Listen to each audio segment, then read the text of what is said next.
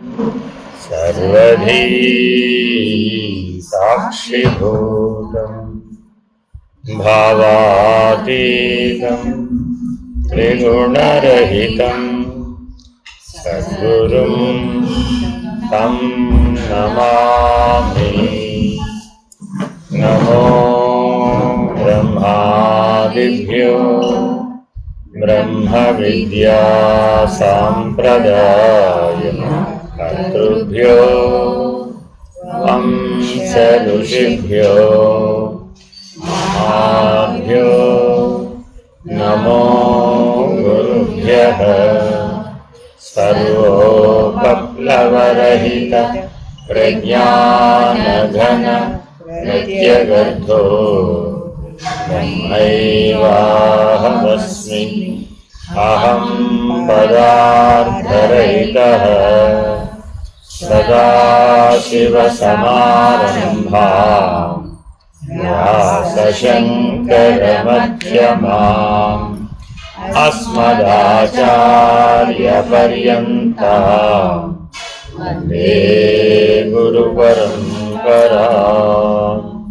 हरिः ओम्। श्रीगुरुभ्यो नमः। हरिः ओम्। ॐ निर्भयानन्दाय विद्महे अचलपरिपूर्णाय धीमहि तन्नो परात्परः प्रचोदयात्। ॐ साईश्वराय विद्महे सत्यदेवाय धीमहि तन्नः सर्वः प्रचोदयात्। ॐ तत्पुरुषाय विद्महे महादेवाय धीमहि तन्नो रुद्रः प्रचोदयात्। ॐ सद्गुरुरूपाय विद्महे ज्ञानबोधामृताय धीमहि तन्नो श्रीविद्यासागर प्रचोदयात्। हरिः ओम्।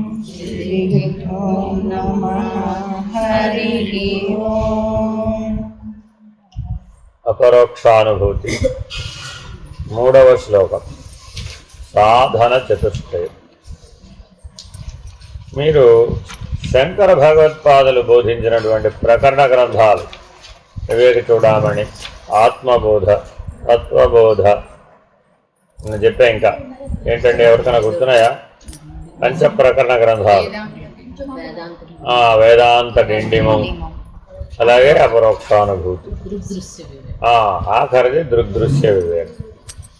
ఇవి మొట్టమొదట ఏం చర్చిస్తారయ్యా అంటే సాధన చతుష్టయం. ఏ ప్రకరణ గ్రంథమైనా తీసుకోండి, ప్రారంభంలో ఎత్తుగడ దేంతో మొదలు పెడతారు అంటే సాధన చతుష్టయంతో ప్రారంభిస్తారు. మీరు వివేక చూడామని తీసుకున్నారు అనుకోండి, మొదలంతా సాధన చతుష్టయం విస్తారంగా బోధిస్తారు. తర్వాత అంత విస్తారంగా బోధించారు. ఆత్మబోధలో కూడా సాధన చతుష్టయం సంగతి చెప్తారు. తత్వబోధలో అయితే ముందు అసలు పర్ఫెక్ట్గా చెప్తారు. అంటే ఎలా తెలియాలయ్యా? సూటిగా తెలియాలి, డొంక తిరుగుడుగా తెలిస్తే లాభాలు. సాధన చతుష్టయం అంటే ఏమిటండి అంటే పెద్ద చాంతాడంత ఉపన్యాసం చెప్తే లాభాలు. అందుకని శాసనాత్ శాస్త్రముచ్యతే. శాస్త్రం అనగా ఏమి? శాసనం అంటే కైండ్లీ ఎగ్జామ్ట్ మీ కుదరదు, అలా చెప్పేది నో ఎగ్జామ్షన్. శాసనం తప్పక ఆచరించవలసిందే, మూడవస్థలలోనూ ఆచరించవలసిందే. శాసనం అంటే అర్థం ఏంటంటే ఏదో నాకు అవసరమైనప్పుడు ఆచరిస్తానని, నాకు చేసే గవర్నమెంట్ జీవో కాదు. అర్థమైందండి? ఏదో అవసరం వచ్చినప్పుడు ఆ జీవో వాడుకుంటారంటే పక్కన పెడతానంటే తర్వాత అంటాం కదా. మూడవస్థలలోనూ ఆచరించడాన్ని శాసనం అంటాం. గట్టిగా మాట్లాడితే గురు శాసనం. ఎవరు రాశారు ఈ శాసనాలన్నీ? ఎవరండి రాశారు? గురువు గారు రాశారు. ఆయనకు నామరూపాల అవసరాలు. ఏ గురువు గారు రాశారో చెప్పండి, వెళ్ళి ఆయన దగ్గరికి వెళ్ళి అడిగి వస్తాం. మేము ఎగ్జామ్షన్ తీసుకుంటాం, మేము దీనికంటే అతీతులం, మేము దానికంటే అతీతులం నాకు ఇవన్నీ అక్కర్లేదు, అలా ఏమి లేవు. కాబట్టి శాసనాత్ శాస్త్రముచ్యతే ఒకటి. రెండవ పద్ధతి ఉంది. ఈ శాస్త్రాలు ఏం చేస్తాయంటే సూత్ర పద్ధతిగా సూచిస్తాయి. సూత్ర పద్ధతిగా సూచిస్తాయి అంటే శాస్త్రంలో చాలా వాక్యాలు ఉంటాయి. ఏమేముంటాయి?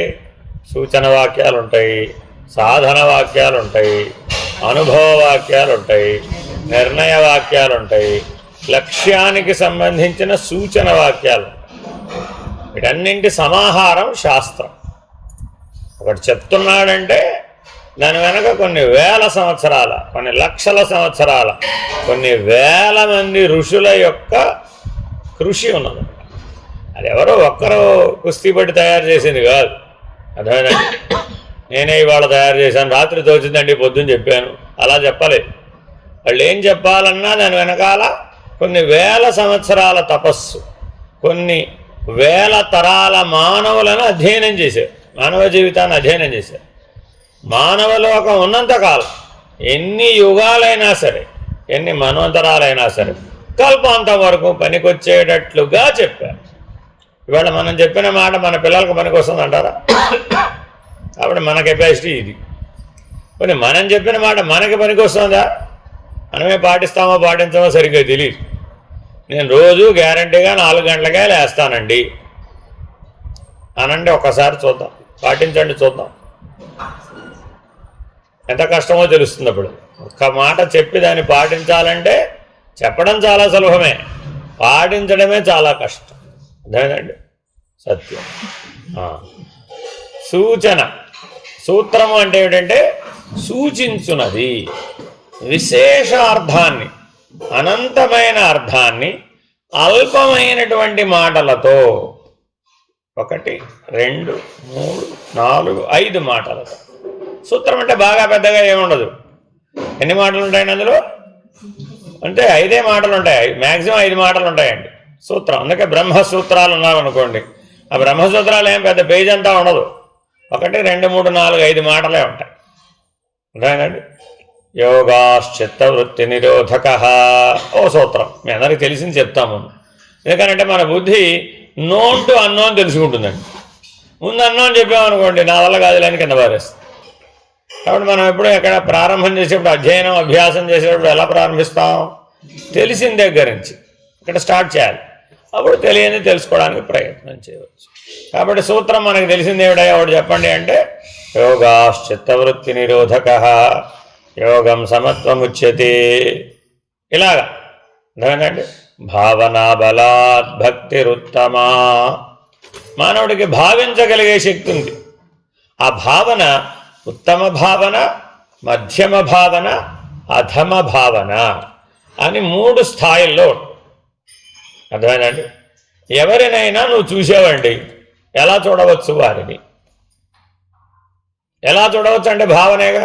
గుర్తుపెట్టుకోండి, నీ ఎదురుకుండా ఎంతమందో మనుషులు ఉండవచ్చండి, ఎవరో నీకు కనబడ్డారు, వారిని ఎలా చూడవచ్చు?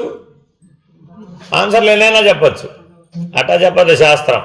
ఉత్తమ భావన, అందరూ పరమాత్మ స్వరూపులే. ఎవరిని చూసినా నీకు పరమాత్మే కనబడుతున్నాడు, ఉత్తమ భావన. అర్థమైందండి? మధ్యమ భావన, అందరూ నాలాంటి జీవులే, నేనెంత జీవుడో వాడు అంతే జీవుడు, అక్కడ కూడా ఏం ప్రాబ్లం లేదు. అందరూ పరమాత్మే అన్నా పెద్ద సమస్య లేదు, అందరూ జీవులే అన్నా సమస్య లేదు. ఏం వేర్పాటు వాదం లేదు అక్కడ, భేద బుద్ధి లేదు అక్కడ. అర్థమైందండి? అధమ భావనకు వచ్చాం. అప్పుడేమైంది? నేను చాలా ఎక్కువ, మిగిలిన వాళ్ళందరూ చాలా తక్కువ. అట్టా చెప్పడు, అట్టా చెప్తే ఈజీగా సాల్వ్ చేయొచ్చు. నేను చాలా ఎక్కువ, మిగిలిన వాళ్ళందరూ చాలా తక్కువ. అది ఎవరికి వాళ్ళు మార్కులు వేసుకునేటప్పుడు 100కి 1000 మార్కులు వేసేసుకుంటాం, చాలా ఎక్కువ. ఎదుటివాడికి మార్కులు ఏమంటే మాత్రం ఎన్ని సున్నాలు కట్ చేయవచ్చో ఆలోచిస్తాం, చాలా తక్కువ వేస్తాం. అదేనండి, ఇది అధమ భావన. ఎలా చూడొచ్చండి? ఇన్ని రకాలుగా చూడొచ్చు. మరి ఇన్ని రకాలుగా చూసిన భావన నీకు బంధం అవుతుందా లేదా? బంధం ఎక్కడుంది అంటే భావంలోనే ఉంది. బాహ్యంలో నిన్ను బంధించేదేముంది? ఏమో చెట్టుకు కట్టేశారా, కుర్చీకి కట్టేశారా, మంచానికి కట్టేశారా, ఇల్లుకి కట్టేశారా? దేనికి కట్టేయలే, నీవే వెళ్ళి దాన్ని కట్టేసుకున్నావు. అర్థమైందండి? ఒక ఆయన వివేక చూడమళ్ళ ఉపమానం చెప్తారండి శంకరులు. వెళ్ళి చెట్టును కావలించుకున్నట్ట, చెట్టు నన్ను వదలలేదన్నట్టు అంతే. అర్థమైందండి? చూసేవాళ్ళందరూ ఏమన్నారు, చెట్టు నిన్ను వదలడం ఏమిటి, చెట్టు నిన్ను పట్టుకుందా, నువ్వు చెట్టును పట్టుకున్నావా? కానీ వీడేమంటున్నాడు, చెట్టు నన్ను వదలటం లేదు అన్నాడు. ఇంకొక చోట ఇంకో ఉపమానం చెప్తాడండి. ఒక దయ్యంతో పని వచ్చిందట మనకి. ఎంత పని వచ్చింది? పని వచ్చింది కదా అని దయ్యం దగ్గరికి వెళ్ళావు. అదేం చెప్పింది, నా మాట వింటే నీ పని చేస్తానంట. ఎవరైనా అంతేగా, నీ దగ్గరకు ఎవరైనా వచ్చారండి, ఏమైనా పని గురించి అడిగావండి, ఏం చెప్తావు? నా మాట వింటే అప్పుడు నేను చేస్తానంట.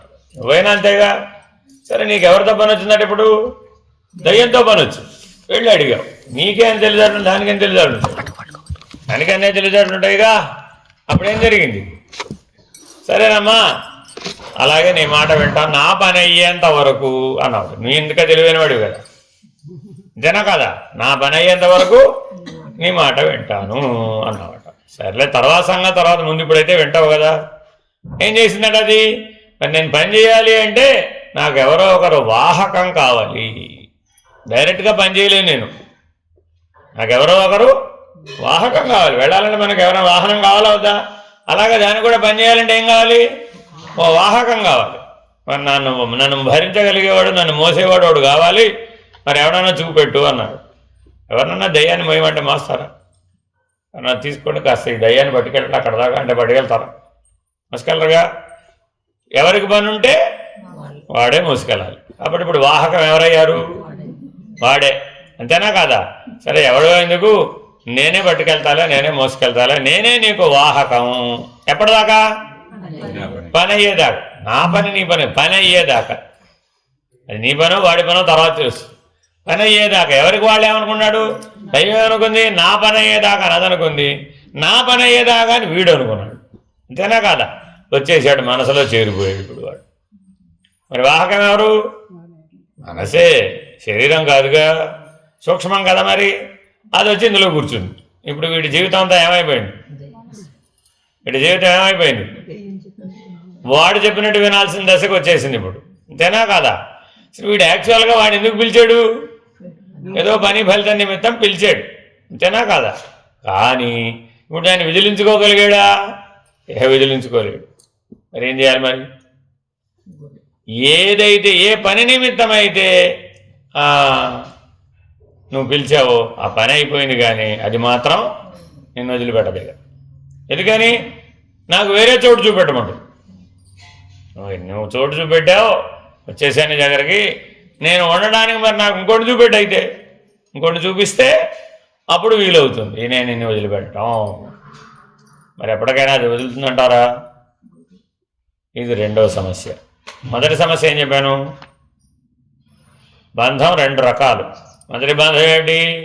నువ్వు వెళ్ళి చెట్టును పట్టుకున్నావు, చెట్టు నన్ను వదలటలేదన్నావు, అదొక రకమైన బంధం. రెండో బంధం ఏమిటి?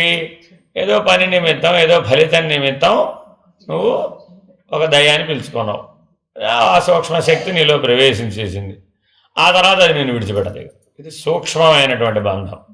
మొదటిదేమిటి? స్థూలమైన బంధం. అర్థమైందండి? ఇహ మూడో బంధం చెప్తున్నా. అదేమిటి? కారణస్థితిలో బంధం. అనాది, ఇప్పుడు కాదు, అది ఎప్పటి నుంచో ఉంది. అర్థమైందండి? ఎన్నిసార్లు ఏమని చెప్పారంటే, నాయన నువ్వు మనిషివి, నువ్వు మనిషివి, నువ్వు మనిషివి, నువ్వు మనిషిగా జీవించాలి, మానవత్వంతో జీవించాలి. మానవతా విలువలంటే సత్య, ధర్మ, శాంతి, ప్రేమ, అహింసలే మానవతా విలువలు, వాటిని తప్పక పాటించాలి నువ్వు అని చిన్నప్పటి నుంచి విద్యాభ్యాసం చేసినప్పుడల్లా అంతా పెద్దవాడయ్యే వరకు, 25 ఏళ్ళు వచ్చే వరకు తల్లి, తండ్రి, గురువు, దైవం అంతా మంచే చెప్పారు. అసలు వాడికి చెడు తెలిసే అవకాశమే లేదు. అలాంటి జీవన విధానాన్ని వాడికి అందించారు. ఇప్పుడు వాడు మిగిలిన 100 ఏళ్ళు ఎలా ఉండాలి? సాధారణంగా మంచి జీవితమే ఉంది కదా. మంచి తల్లిదండ్రులు ఎదురుగారు, మంచి ఆచార్యులు ఎదురుగారు, మంచి పాఠాలే చదువుకున్నాడు, మంచి స్కూల్లో చదువుకున్నాడు, మంచి కుటుంబమే ఉంది, మంచి వారసత్వం ఉంది, ధార్మిక జీవనం ఉంది కుటుంబంలో, అన్నీ బాగానే ఉన్నాయి. 25 ఏళ్ళు అవ్వగానే వాడిలో అనాది సంస్కారయుతమైనటువంటి సప్తవ్యసనయుతమైనటువంటి అరిషడ్ వర్గాలతో కూడినటువంటి జీవితం వ్యక్తమైంది. అలాంటి జీవితాలు మన కళ్ళ ముందు కనబడుతున్నాయా లేదా? సో మెనీ ఎగ్జాంపుల్స్ అండి, ఎన్నైనా చెప్పచ్చు. బాబా గారి దగ్గర 1వ క్లాస్ నుంచి పీజీ దాకా చదువుకుంటాడు. ఎన్నేళ్ళండి? ఎవరైనా అవకాశాన్ని ఏమంటారు? ఎంత అదృష్టమో! సాక్షాత్తు సద్గురుమూర్తి పాదాల దగ్గర 6 ఏళ్ల వయసు నుంచి 26 ఏళ్ల వయసు వచ్చేదాకా 20 సంవత్సరాల పాటు రోజు బాబాగారి దర్శనం, రోజు బాబాగారి ఉపన్యాసం. స్పెషల్, అంతా స్పెషలే. పిల్లలకు ఉన్నంత స్పెషల్ ఎవరికి లేదు. వాళ్ళే ప్రధానం ఉంది. అసలు పాటలు పాడిన వాళ్ళే, నాటకాలు వేసిన వాళ్ళే, కల్చరల్ ప్రోగ్రాంలు అన్నీ వాళ్ళవే, ఆటలన్నీ వాళ్ళవే, స్పోర్ట్స్ డే వాళ్ళవే, అన్నిటికీ బాబాగారే. మరి వాడికి కష్టం వచ్చినా బాబాగారే. అర్థమైందండి? ఎన్ని విధానాలు. వాళ్ళకెవరికి అసలు మందులతో పనిలే. చిటికెట్ విభూతి చేతిలో వేస్తే అంతా తగ్గిపోయాయి. అంతటి అదృష్టవంతులు. మరి వెనకాల కూర్చున్న భక్తులందరూ ఏమనుకుంటారు? ఏం జీవితం మన జీవితం నాకు అర్థం అనుకుంటాం. కనీసం మన పిల్లలన్నా బాబా గారి దగ్గర చదివిస్తే బాగుంటుంది. వాళ్ళకు కూడా ప్రయారిటీ ఉంది సుమి. ఇప్పుడన్నా మీరు దర్శనానికి వెళ్ళి ఉంటే పిల్లల తల్లిదండ్రులు వస్తారు. వాళ్ళకు అక్కడ ఒక సెపరేట్ సెక్టార్ ఉంటుంది, అందులో కూర్చోబెడతారు. పిల్లలతో పాటు ఒక పక్కనే ఉంటుంది అన్నమాట, అన్ఈక్వల్ ప్లేస్. వాళ్ళ తర్వాతే మనం జనరల్ భక్తులందరూ వాళ్ళ తర్వాతే. ఏమిటి వాళ్ళ ప్రయారిటీ? వాళ్ళ పిల్లలని దైవ భావనతో జీవించడానికి అవకాశం ఇచ్చారు. చూడండి, అంటే దేహ భావన, దైవ భావన. మానవ జీవితం దేంతో నడుస్తుంది? దేహ భావన, దైవ భావన. ఇంత బాగా జరిగింది కదా. ఎంత కొంత ఇప్పటికి దాదాపు 60-70 ఏళ్ళ నుంచి ఈ యజ్ఞం సాగుతుందండి. ప్రతి సంవత్సరం 1000 మంది నుంచి 2000 మంది కనీసం బయటకు వచ్చారనుకుంటే ఇప్పటికి ఎన్ని లక్షల మంది వచ్చేసి ఉంటారు? ఎన్ని ఇన్స్టిట్యూట్స్ ఉన్నాయి? 1 కాదు, 2 కాదు. అర్థమైందండి? అనంతపురంలో ఆడపిల్లలకి ఇన్స్టిట్యూట్ ఉంది, బెంగళూరులో ఇన్స్టిట్యూట్లు ఉన్నాయి, పుట్టపర్తిలో ఇన్స్టిట్యూట్లు ఉన్నాయి, ప్రపంచంలో చాలా చోట్ల ఇన్స్టిట్యూట్లు ఉన్నాయి. బాబా గారి పేరు మీద ఇన్స్టిట్యూట్ చాలా ఉన్నాయి. అక్కడ అంతా విద్యా విధానం ఇలాగే ఉంది, ఇలాగే చెప్పారు. సేమ్ కరికులం మెయింటైన్ చేయమన్నారు. మరి ఇప్పుడు ఆ లెక్కన ఎంతమంది సమాజంలోకి వచ్చారు? ఇప్పుడు లక్షల మంది వచ్చారండి. మరి యాక్చువల్గా ఎంతమంది బాబాలు సమాజంలో కనపడి ఉండాలి? 20 ఏళ్ల పాటు my life is my message దగ్గరుండి చూసి, అధ్యయనం చేసి, ట్రైనింగ్ తీసుకుని, శిక్షణ తీసుకుని, పగలు రాత్రి భేదం లేకుండా కేవలం అదే పని వాళ్ళకి. వేరే ఇంక అసలు బయట ప్రపంచమే లేదు. సినిమాలు ఏం లేవండి, న్యూస్, టీవీ ఏం లేవు, నథింగ్. డివోటీస్ ఎలా ఉంటారో పిల్లలు కూడా అంతకంటే గట్టిగా ఉంటారు. అర్థమైందండి? అంత బాగా తీర్చిదిద్దబడినటువంటి వాడు సమాజంలోకి రాగానే ఎలా అయిపోయాడు? హౌసో యాక్చువల్గా మరి మనకి బాబావారి ఉద్దేశం ఏమిటి? ఇన్ని లక్షల మందిని నేను సద్గురువుల మూర్తుల దగ్గర ట్రైనింగ్ పొందిన వాళ్ళని సమాజంలో సత్యధర్మ శాంతి ప్రేమ అహింసలను పెంపొందింపజేయడానికి. అది సరేలేవమ్మా. ఎందుకని అలాగనుకున్నారు ఆయన? వాళ్ళు లోకహితం కోసం, లోక కళ్యాణం కోసం, మానవతా విలువలను ప్రాచుర్యంలో పెట్టడం కోసం, వాళ్ళు ఆచరించడం, ఆచరణపూర్వకంగా వాడు సమాజానికి. అంటే అందరూ ఫెయిల్ అయ్యారని చెప్తారా ఇప్పుడు మరి మీరు? అలా ఏం చెప్పలేదు. కానీ ఆశించినంతగా వచ్చిందా ఫలితం? ఎందుకని మరి వాళ్ళలో అంత పరిణామం రాలేదు, అంత పరిపక్వత రాలేదు?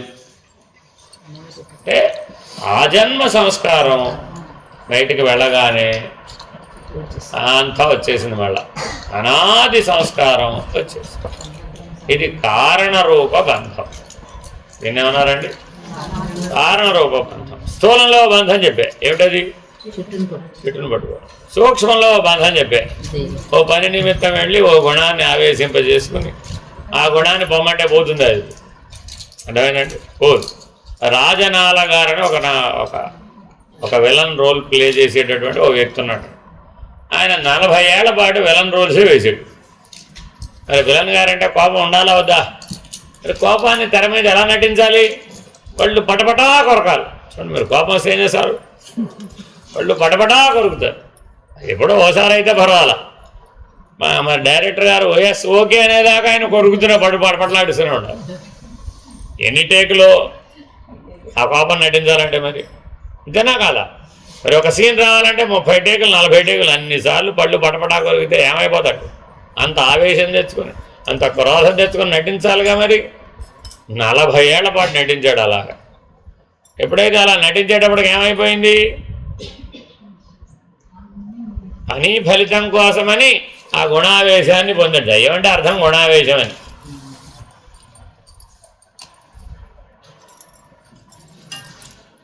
ఆ గుణావేశాన్ని పొందేటప్పటికి ఏమైపోయింది? తర్వాత నట జీవితం ఆపేసిన తర్వాత ఆయన ఇంకా 30 ఏళ్ళు జీవించారు. కానీ వాళ్ళ ఆవిడని కాఫీ తెమ్మనాలన్నా పళ్ళు పడపడా కొరకాల్సి. వాళ్ళ ఆవిడని కాఫీ తెమ్మంటారని పళ్ళు పడపడా కొరవడం ఎందుకు? అడిగారు, ఏమిటమ్మా ఏంటండి, ఎవరు వస్తారు కదా ఇంటికి.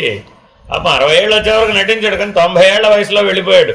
ఆ చివరి 30 ఏళ్ళు రోజంతా పళ్ళు పడపడా కొరుకుతాడు. ఏం చేయాలన్నా పళ్ళు పడపడా కొరకపోతే ఆయన మాట్లాడలేడు, చెప్పాలి. వై ఒక పని ఫలితం కోసం ఒక గుణావేశాన్ని కనుక మనం పొందితే అది ఒకసారి మన మనసులోకి వచ్చి కూర్చుంటే పొమ్మంటే పోతుంది. అది పోదు. నా పని అయ్యేదాకా నీ సంగతి తేల్చేదాకా పోనట్టుంది. ఇంతే సంగతి. ఇది సూక్ష్మగతమైన బంధం. కారణగతమైన బంధం ఏమిటి? అన్నీ మంచి, అన్ని పాలు పోసి చెట్టు పెంచామండి బాబు, వేప చెట్టుని. ఏం చేశాం? పాలు పోసి పెంచానండి బాబు వేప చెట్టుని. ఎంత జాగ్రత్తగా పెంచాను. అంత పెరిగి పెద్ద అయిన తర్వాత చేతి పళ్ళు ఇస్తుందా? ఏమిటి, నా రోజు పంచామృతాలే పోసాను. శివాభిషేకం చేసిన పంచామృతాలన్నీ ఆ వేప చెట్టుకే పోసానండి బాబు. వేపకాయలు తీయగా ఉండాలి కదా. అదేమిటయ్యా? అనాద్య విద్య, దాని స్వభావం. పంచామృతాలు పోసి పెంచినంత మాత్రాన వేప చెట్టు తీయటి ఫలాలను ఇస్తుందా? ఇవ్వదు కదా. అలాగే కారణగతమైన బంధం. ఏమండి, మరి దీనికేం పరిష్కారం లేదా? సరే, నాకు అర్థమే లేదు. ఇప్పుడు ఈ 3 మన జీవితాల్లో కనబడుతున్నాయిగా. మనం ఎవరిని కావాలని అనుకుంటున్నారా? కానీ మీరు కావాలన్నా అనుకోకపోయినా మీ జీవితంలో ఈ 3 ఉన్నాయా లేవా? తప్పగా ఉన్నాయి. అంతేనా కదా? మీరు ఏ పాత్ర అయినా కావచ్చు, భార్య కావచ్చు, భర్త కావచ్చు, తల్లి కావచ్చు, అది ఆ పాత్రలకు సంబంధం లేదండి. ఈ 3 దీన్ని బంధత్రయం అంటారు. ఏమంటారండి? బంధత్రయం. స్థూలంలో బంధం ఉంది, కారణంలో సూక్ష్మంలో బంధం ఉంది, కారణంలో కూడా బంధం ఉంది. మరి బయటపడే మార్గం ఉండాలా అక్కర్లేదా? ప్రతి వాళ్ళు బంధంలోంచి బయటపడాలని అనుకుంటున్నారా లేదా? ఎందుకని? దాని చేత బాధించబడుతున్నావుగా. మరి దాని చేత నీకు దుఃఖం కలుగుతోంది కదా. మరి దాని చేత బాధించబడ్డప్పుడు మరి నువ్వు విడుదల ఎలా పొందుతావు? ఎప్పటికైనా విడుదల పొందవలసిందే. ఆ పొందడానికి మరి ప్రయత్నం చేయాలా వద్దా? ఆ ప్రయత్నానికి సాధన అని పేరు. ఇది ఇంతకు అసలు నా గొడవ ఏమిటంటే సాధనాన్ని నిర్వచించే ప్రయత్నం అనమాట. చాలామంది మేము సాధన చేస్తున్నామండి అంటారు. ఏమిటి సాధన చేస్తున్నామంటే ఏదో చెప్తావు. ప్రాణాయామం చేస్తున్నానండి, ఏదో మంత్ర జపం చేస్తున్నానండి, ధ్యానం చేస్తున్నానండి, పూజలు చేస్తున్నానండి, ఏదో పుష్కరాలకు వెళ్ళానండి, లేకపోతే కుంభమేళాకి వెళ్ళానండి, క్షేత్రాలకు వెళ్ళానండి, ఏవేవో చెప్పాం. దానాలు చేసామండి, ధర్మాలు చేసామండి, ఏదో యజ్ఞాలు చేసాం, యాగాలు చేసాం, హోమాలు, ఇలా రకరకాల పేర్లతో అనేకం సాధనలు మనకి తెలిసినట్టుగానే ఉన్నాయి. కానీ ఆ సాధన వలన నీకు స్థూలమైనటువంటి బంధం తొలగిందా, సూక్ష్మమైన బంధం తొలగిందా, కారణస్థితిలో ఉన్న బంధం తొలగిందా? అది నీకు అనుభవం అవ్వాలి కదా, ఆ విడుదల పొందాలి కదా. అప్పుడు కదా ఆ సాధన ఫలించినట్టు, ఆ సాధన సిద్ధించినట్టు. మరి ఆ సాధనలన్నీ చేయాలా వద్దా? చేయాలి. మరి ఎలా చేయాలి? సాధన చతుష్టయ సంపత్తితో చెయ్యాలి. ఏ సాధనైనా ఫలించాలంటే దానికి ఏం జోడించాలి? సాధన చతుష్టయ సంపత్తిని జోడిస్తేనే ఏ సాధన అయినా ఫలిస్తుంది, లేకపోతే ఫలించదు. నేను 20 ఏళ్ళ నుంచి ప్రాణాయామం చేస్తున్నానండి, సాధన చతుష్టయ సంపత్తి తెలుసా నీకు? తెలియదు. మీరు ఎంతటి వాళ్ళని అడగండి, సాధన చతుష్టయ సంపత్తి తెలుసా అంటే మరి సాధన ఎలా ఫలిస్తుంది? ఈ సాధన చతుష్టయ సంపత్తిని ఏ సాధనకైనా జోడించవచ్చు. అది కర్మ మార్గమైన, భక్తి మార్గమైన, యోగ మార్గమైన, జ్ఞాన మార్గమైన. అర్థమైందండి? అలా దేనికైనా జోడించడానికి వీలయ్యేటట్లుగా ఈ సాధన చతుష్టయ సంపత్తిని శంకరులు మనకు అందించారు. అందుకనే వారి ప్రకరణ గ్రంథాలలో సాధన చతుష్టయ సంపత్తిని గురించి చెప్పకుండా అవతల సిద్ధాంతాన్ని చెప్పాలి. ఎందుకని? అద్వైత సిద్ధాంతాన్ని గనక మనం అవగాహన చేసుకోవాలి అంటే తప్పక ఉండవలసినటువంటి అర్హత సాధన చతుష్టయ సంపత్తితో కూడిన సాధన. ఇక్కడ ఇందులో కూడా వెలికి ఉందండి. మేము ఆల్రెడీ 3 సార్లు వినేసామండి బాబు, వివేక చూడమని పుస్తకం 10 సార్లు 20 సార్లు చించేసాం కూడా ఆల్రెడీ అయిపోయి. ఏం తెలుసు మీకు? సాధన చతుష్టయ సంపత్తి తెలుసు, కానీ సాధన లేని సాధన చతుష్టయ సంపత్తి ఎలా ఉపయోగపడుతుంది? ఏం చెప్పారు? బయటపడడానికి మార్గం ఏం చెప్పారు? సాధన చతుష్టయ సంపత్తితో కూడిన సాధన చేస్తే మధముక్తుడు అవుతాం అని చెప్తే మనం ఏం చేసాం? అదే బయటపడలేదంటే ఎలా పడతావు? దీనికి ఉపమానం చెప్పారనమాట. పంచాంగంలో ఫలానా రోజున 20 సెంటీమీటర్ల వర్షం పడుతుందని రాసింది. ఆ రోజున పంచాంగాన్ని బాగా పిండుతున్నాడు. ఏమిటంటే వర్షం పడదు, నీళ్ళు వర్షం పట్టలేదండి. పంచాంగంలో రాసింది కదా, పంచాంగాన్ని పిండితే వర్షం పడాలి కదా. ఇది మన అజ్ఞానం, ఇది వచ్చిన చిక్కు. అర్థమైందండి? కాబట్టి చదివినంత మాత్రాన సాధన అవ్వదు. నాకు అవగాహన ఉందండి, తెలుసండి అంటే సాధన అవ్వదు. ఇంకొక ఉపయోగం కూడా ఉందండి. చెట్టును పట్టుకున్నవాడు ఉన్నాడండి, వాడు చెట్టును విడిచిపెట్టాలంటే ఏం చేయాలి? ఏం చెయ్యాలి? వాడు చేయాలా, ఇంకోటి ఎవరైనా చేయాలా? వేరే ఎవరైనా వాడిని విడిపించాలా, వాడే విడవాలా? ఏమిటా చెట్టు? శరీరం. వేరే ఇంకేమి లేదు. శరీరాన్ని ఎవరు తెచ్చుకున్నారు? నువ్వే తెచ్చుకున్నావు. శరీరాన్ని పట్టుకుంది ఎవరు? ఇప్పుడు నువ్వే. అది నిన్నేం పట్టుకోలే. అర్థమైందండి? కాబట్టి విడిపించుకోవాల్సింది కూడా ఎవరు? నువ్వే. కానీ విడిపించుకోవడానికి నీకు ఒక బలం కావాలి. పట్టుకోవడానికేమో అవసరం కావాలి, విడిపించుకోవాలంటే బలం కావాలి. అవసరం లేకపోతే జనాన్ని పట్టుకుంటావా? పట్టుకో. చూడండి, మీరు ఏదైతే బ్యాగ్ చేత్తో పట్టుకున్నారండి, ఏమో బ్యాగ్ ఎందుకు పట్టుకున్నామా అని అడిగా. అవసరం అండి బాబు, అన్నీ అందులోనే ఉన్నాయి అంటున్నావా లేదా? కాబట్టి ఏదైనా పట్టుకుంటే దేని ప్రకారం పట్టుకున్నావు? అవసరం ప్రకారం పట్టుకున్నావు. మరి విడిపించాలంటే సరే, అవసరమైనప్పుడు బ్యాగ్ పట్టుకున్నావమ్మా, ఇప్పుడు సత్సంగంలో కూర్చున్నావు కదా, ధ్యానానికి కూర్చున్నావు కదా, ఈ బ్యాగ్ ఎందుకు అన్నా ఏమంటావు? వదిలిపెట్టి నేను ఉండలేనండి బాబు, చెయ్యి లాగుతూ ఉండాల్సిందేనండి. నా బ్యాగ్ బరువుకి చెయ్యి లాగుతూ ఉంటేగా నేను ఏ పని చేయలేను, ధ్యానం కూడా చేయలేను. అంతే, బ్యాగ్ కింద పెట్టలేరండి అంతే. ఎందుకని? అలవాటు అయిపోయింది. దేహం బరువు కదమ్మా, దేహభావనయే కదా బరువు. నేను దేహం కాదు దైవం అని భావించమ్మా అంటే ఆ బరువుని మాత్రం నేను కింద పెట్టలేను. కాబట్టి ఇప్పుడు ఆ దేహం అనే చెట్టును ఎవరు పట్టుకున్నారు? నువ్వే పట్టుకున్నావు. దాన్ని విడిపించుకోవాలి అంటే దైవ బలాన్ని సముపార్జించాలి. ఇక్కడ అసలు అవసరం వచ్చింది దైవంతో. ఈ వ్యవహారానికి ఈ శరీరం ఎట్లా అవసరం వచ్చిందో విడిపించుకోవడానికి దైవ బలం అవసరమే. అందుకు పూజలు, పునస్కారాలు, వ్యవహారం, కర్మకాండ, కర్మ మార్గం అంతా పుట్టింది. లేకపోతే దాంతో పనిలే నీకు. చాలా విస్తారమైనదండి కర్మకాండ, చిన్నదేం కాదు. వేదంలో దాదాపు 40% భాగం కర్మకాండకి కేటాయించారు. వేదంలోనే 4 వేదాల్లోనూ ఉందండి. కర్మ విభాగం చిన్నగా లేదది, దాదాపు 40% ఉందండి. ఇంకా ఎక్కువ కూడా ఉందేమో కొన్ని వేదాల్లో. అదేనండి, అంత విస్తారంగా ఎందుకు చెప్పారని అడిగారు వేద ఋషులు. ఒరే బాబు అంత విస్తారంగా మనుషులు ఉన్నారా నాయన అని ఉపాయాలు చెప్పవలసి వచ్చింది. ఒక ఉపాయం చెప్తే ఇక్కడ పని జరిగేట్టు కనబడాలి. అదేనండి, ఏకో యద్ధారయద్దేవ వేదవాక్యం అండి.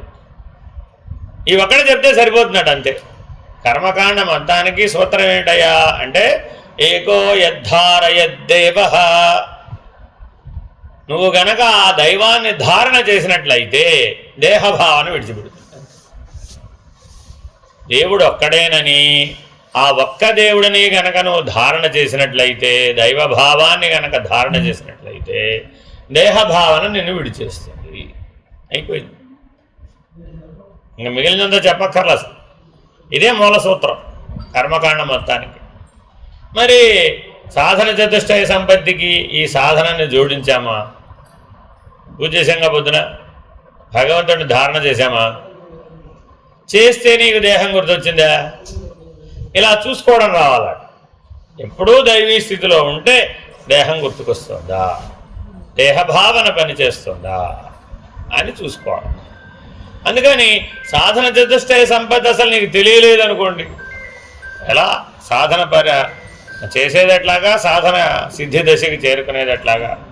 అందుకని వివేక చూడామణిలో సాధన చతుష్టయ సంపత్తి విస్తారంగా చెప్పారు, మిగిలిన వాటిలో సూచనప్రాయంగా చెప్పారు. అంటే ఒక మాటతో తేల్చేస్తారు. ఇప్పుడు చూస్తాం మనం, ఒక్క మాటతో టకా తేల్చేస్తారండి. నిర్ణయ వాక్యాలు అంటారు వీటిని. అందుకని ఒక మాటతో చెప్పేస్తే నిర్ణయ వాక్యాలు. స్వవర్ణాశ్రమ ధర్మేణ తపసా హరితోషణ సాధనం ప్రభవేత్ పుంసాం వైరాగ్యాది చతుష్టయం. ఫినిష్డ్. ఒక్క శ్లోకంలో సాధన చతుష్టయ సంపత్తి మొత్తం పూర్తయిపోయింది. సాధన చతుష్టయ సంపత్తికి మరో పేరుందండి, వైరాగ్య చతుష్టయం అని పేరేమిటండి? వైరాగ్య చతుష్టయం. దాన్ని మరొక చోట వివేక చతుష్టయం అని కూడా అంటాం. ఏమంటామండి? వివేక చతుష్టయం. తత్వబోధ చెప్పేటప్పుడు వివేక చతుష్టయం అంటాం దాన్ని. అపరోక్షానుభూతికి వచ్చేటప్పటికి వైరాగ్య చతుష్టయం అంటాం. ఒక్కదాన్నే ఇన్ని రకాలుగా ఎందుకు చెప్తున్నాం? ప్రాధాన్యత. వైరాగ్యం, తీవ్ర వైరాగ్యం లేనిదే అపరోక్షానుభూతి రాదు, ఎంతటి వాడికైనా సరే. ఒకే ఒక మార్గం ఉన్నట్టు అపరోక్షానుభూతిని పొందాలి అంటే తీవ్ర వైరాగ్యం ఉండాలి. ఎంత తీవ్ర వైరాగ్యం ఉండాలండి అని అడిగాం. దానికన్నా కొలమానం ఉందా లేదా? జ్వరం ఎంత రావాలి? తీవ్రత ఎంత రావాలి? ఎంత? బ్రహ్మాండం దగ్ధమైపోతుంది. ఎంతది దగ్ధమైపోతుందండి? బ్రహ్మాండం దగ్ధమైపోతుందట. ఆ అనుభవం కలగల, అదిట వైరాగ్యం. ఇప్పుడేం కాపాడుకుంటా? ఇప్పుడేం దాచుకుంటావు? ఇప్పుడేం మిగుల్చుకుంటావు? ఈ అనుభవ నిర్ణయం కలిగిన వాడు వాడిని వాడే మిగుల్చుకోవడానికి ప్రయత్నించాడు. అర్థమైందండి? అందుకని మన శరీరానికి ఏమని పేరు? దేహము అని పేరు. ఏం పేరండి? దేహము. దహ్యతి ఇది దేహ. ప్రతి క్షణం, ప్రతి అణువు నిరంతరాయంగా దహించబడుతుంది. మీరేదో పోషిస్తున్నాను మీరు అనుకున్నారు అన్నం వేసి. అదే విజ్ఞాన శాస్త్రం కూడా ఇదే చెప్పింది. ఏం చెప్పింది? నాయన నీ సెల్లో మైటోకాండ్రియా ఉంది నాయన. ఆ మైటోకాండ్రియా ఈ ప్రాణశక్తి చేత ఆక్సిడేషన్ ప్రక్రియ జరుగుతుంది నాయన. ఆక్సిడేషన్ అంటే ఏమీ లేదు, మంట మండించడమే. ఏ సెల్లుకి ఆ సెల్లు మండి బూడిదైపోతుంది, నిర్జీవమైపోతుంది. అవన్నీ మళ్ళీ లెట్అవుట్ అయిపోతుంది. ఎంతగా లెట్అవుట్ అయిపోతుంటే మళ్ళీ అంతగా ప్రొడ్యూస్ చేస్తున్నాం. ఫైనల్లీ ఆక్సిడేషన్ ప్రక్రియే, వేరే ఇంకేమి లేదు. నువ్వు పరిగెట్టినా ఆక్సిడేషనే, కూర్చున్నా నిద్రపోయినా ఆక్సిడేషన్. గాలి పీల్చి వదిలిపెడుతుంటే జరిగే ప్రక్రియ ఏమిటయ్యా అంటే ఆక్సిడేషన్, వేరే ఇంకేమి లేదు. నీ శరీరం మొత్తం మీద ఆక్సిజన్ లేకుండా ఏ ఒక్క కణం బతకదు. అదేగా నిర్జీవం అంటే అర్థం ఏంటి? ప్రాణం లేదండి బాబు. ప్రాణం అంటే ఆక్సిజన్ కన్నా వేరే పేరేమిటి? ప్రాణవాయువు. కాబట్టి నిరంతరాయంగా ఏం జరుగుతుందట? పెద్ద యజ్ఞకొండం అంట. నిరంతర ఒకసారి ప్రారంభమైతే నిరంతరాయంగా దగ్ధమైపోయేటువంటి యజ్ఞకొండం ఇది, హోమకొండం ఇది. మన శరీరాన్ని మనం అలా చూసామా? ఇప్పుడు పట్టుకో శరీరాన్ని. ఎవరైనా చెట్టును పట్టుకోమంటే పట్టుకుంటారేమో, కానీ 6 అడుగులు 7 అడుగులు ఎత్తి జ్వాల మండిపోతున్నటువంటి హోమగుండాన్ని వెళ్ళి పట్టుకోమంటే ఏమంటాం? అమ్మో నేను కాలిపోతానండి. నువ్వు ఆల్రెడీ కాలిపోతున్నావు. దేహము ధరించిన వాళ్ళందరికీ ఈ అనుభవం కలగాలి. ఎప్పుడో పోవడం కాదురా బాబు, ప్రతి క్షణం ప్రతి అణువు దగ్ధమైపోతుంది. ఇప్పుడు నిత్యప్రణయం అంటే నేనేదో చెప్పారు, రోజు రాత్రి పోతున్నానండి, పొద్దున పుడుతాను. అబ్బే, రాత్రి పోవడం పొద్దున పడడం కాదు నాయన. ప్రతి క్షణం ప్రతి అణువు దగ్ధమైపోతుంది. నీలో ఏదైతే లైఫ్ పొటెన్సీ అంటున్నావు కదా, జీవ చైతన్యం, అది ఎందులో ఉంది? నీ జీవకణాల్లో ఉంది. మరి అందులో ఏం జరుగుతుంది? దగ్ధమైపోతుంది.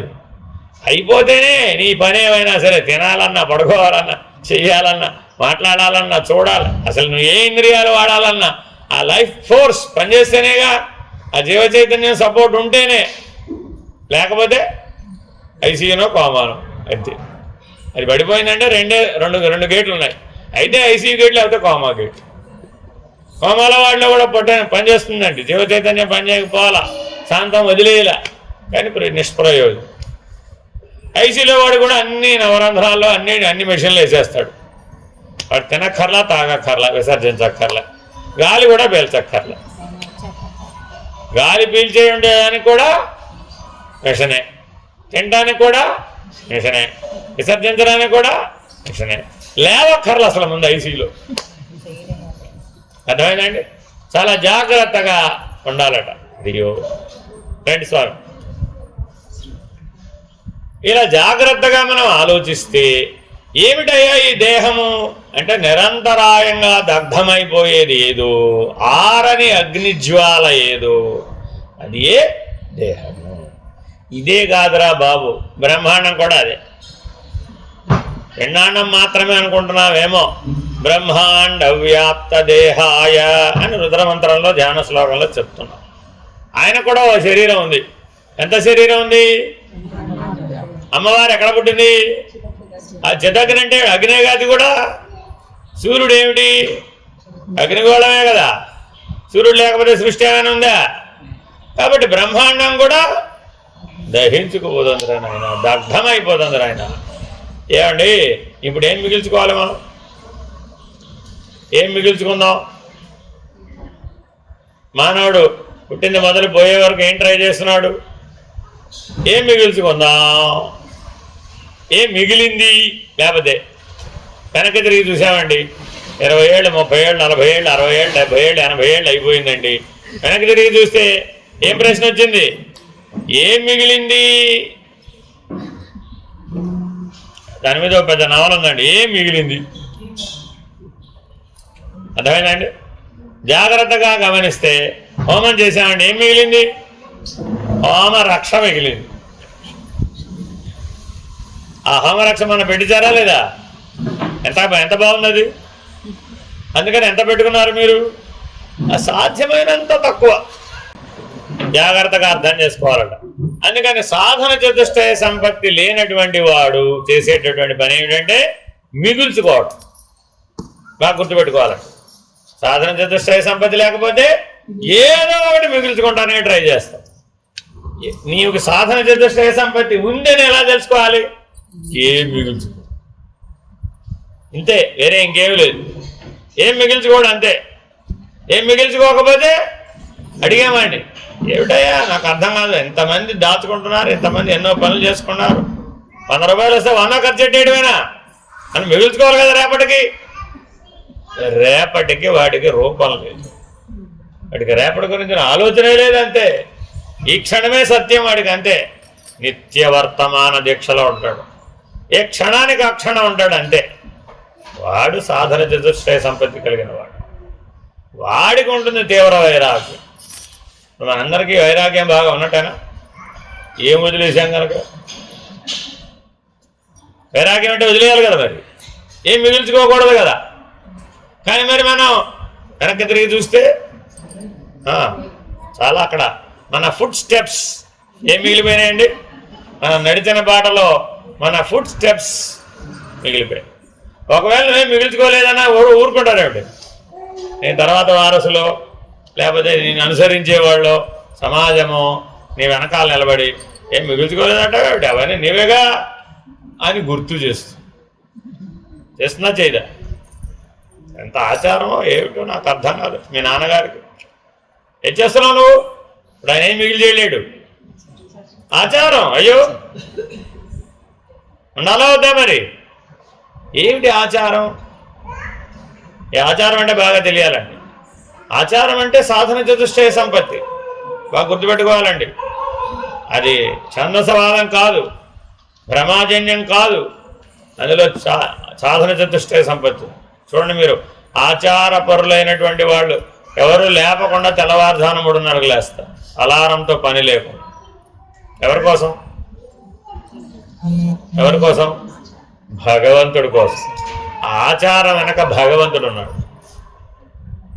అర్థమైందండి? ఎవరు చేయమన్నారండి? భగవంతుడు చేయమన్నాడు. ఎలా చెప్పాడు మీకు? వేదం ద్వారా చెప్పాడు. ప్రమాణం, మాకు అదే ప్రమాణం అండి అంటాం, అంతే. నేను ఇలాగే ఎందుకు మాట్లాడతాను? మేమందరం ఇలాగే మాట్లాడతాం. మేము ఆచారపరాయణలో ఏమండి రోజు ఏం పారాయణ చేస్తారండి? ఆచారపరాయణలో ఆ వేద ఆచారమును కొనసాగించడమే. అందుకని భగవాన్ బాబా నేను ఇప్పుడు పుట్టలేదురా బాబా, ఎప్పుడో పుట్టాను నేను ఆల్రెడీ. మీరు ఇప్పుడు పుట్టాను, ఈ 4 అడుగులే భగవాన్ బాబా అనుకున్నారేమో. కాదు, నేను సనాతన సారథిని. అన్ని ఆచార సాంప్రదాయాలు ఏ ధర్మంలో అయితే ఉన్నాయో ఆ సనాతన ధర్మానికి ప్రతినిధిని నేను. ఆ ధర్మాన్ని ఉద్ధరించడం కోసం వచ్చినవాడు. ప్రతి అవతారం అదే చెప్పింది. కృష్ణావతారంలో అదే చెప్పాడు, రామావతారంలో అదే చెప్పాడు. ఏ అవతారమైనా ఏం పని చేశారు? ఆ సనాతన ధర్మాన్ని, ఆ సనాతనమైన ఆచారమనే ఉద్ధరించారు. అయితే ఆయా కాలగమనంలో నీకు అర్థమయ్యేటట్టుగా ఒక్కొక్కరు ఒక్కొక్క భాషలో ఒక్కొక్క విధానంలో చెప్పి ఉండవచ్చు. అందరూ ఒకే భాషలో చెప్పాలనే నియమం ఏం లేదు అక్కడ. కానీ వాటి యొక్క లక్ష్యం మాత్రం నిన్ను సాధన చతుష్టయ సంపత్తి కలిగి ఉండేటట్లుగా చేయడం. అందుకని ఆచారం అంటే అర్థం ఏమిటంటే నీ పూర్వీకులు ఏం చేశారని వచ్చేయడం. అయితే వివేకం లేకుండా చేయమని కాదు. బాగా గుర్తుపెట్టుకోవాలండి. అంటే అర్థం ఏమిటి? ఏ విచారణ లేకుండా, ఏ వివేకం లేకుండా గుడిగా చేయమని కాదు. అర్థమైందండి? అందుకని ఇక్కడ ఏం చెప్పారు? స్వవర్ణాశ్రమధర్మేణ తపసా హరితోషణ సాధనం ప్రభవేత్ పుంసాం వైరాగ్యాది చతుష్టయం. వైరాగ్యాన్ని అనుసరించి వివేకం ఉంటుంది, వైరాగ్యాన్ని అనుసరించి సమాధి షట్క సంపత్తి ఉంటుంది, వైరాగ్యాన్ని అనుసరించి ముముక్షత్వం. నీ ముక్తి మోక్షం దేని మీద ఆధారపడి ఉన్నాయా? నీకున్న వైరాగ్యం మీద ఆధారపడు. అది లేకపోతే ముక్తి మోక్షం వీలు, ఈశ్వర దర్శనం వీలు కాదు. మానవులందరూ భగవద్ దర్శన కాంక్ష ఉంటుందా ఉండదా? ఎప్పటికప్పటికి దేవుడిని చూడాలండి అని అనుకుంటాడు. అది సశరీరమో అశరీరమో ఎలాగైనా పర్వాలేదు. తన హృదయంలో దర్శనం వచ్చినా సంతృప్తే, సాక్షాత్తుగా దర్శనం వస్తే మరింత సంతృప్తి. అంతేనా కాదా? కానీ భగవద్ దర్శన కాంక్ష అయితే ఉందా లేదా మానవుల్లో? తప్పగా ఉంది. అందుకేగా రకరకాల ఆలయాలకి, ఆశ్రమాలకి, క్షేత్రాలకి, ఆరామాలకి వెళ్ళేది. ఆ భగవద్ దర్శనం ఎప్పుడు కలుగుతుందట అంటే వైరాగ్య చతుష్టయం అన్నప్పుడు కలుగుతుంది, లేకపోతే కాదు. Very very important. పైన చెప్పిన అపరోక్షానుభూతిని పొందాలంటే అందుకు అవసరమైన సాధన చతుష్టయాన్ని వివరించి చెప్తున్నారు. సంఘంలో తన వర్ణాశ్రమ ధర్మాలను తాను పాటిస్తూ తపస్సు ద్వారా శ్రీహరిని ప్రసన్నుని చేస్తూ ఉండటం వలన మానవులకు వైరాగ్యం మొదలుగా గల సాధన చతుష్టయ సంపత్తి లభిస్తుంది. ఎవరి కోసం చేయాలి? ఎవరి ప్రీతి కోసం అండి? శ్రీహరి ప్రీతి కోసం చేయాలండి. శ్రీహరిని ప్రసన్నం శ్రీహరికి నివాస స్థానం ఏది? మీ హృదయమే.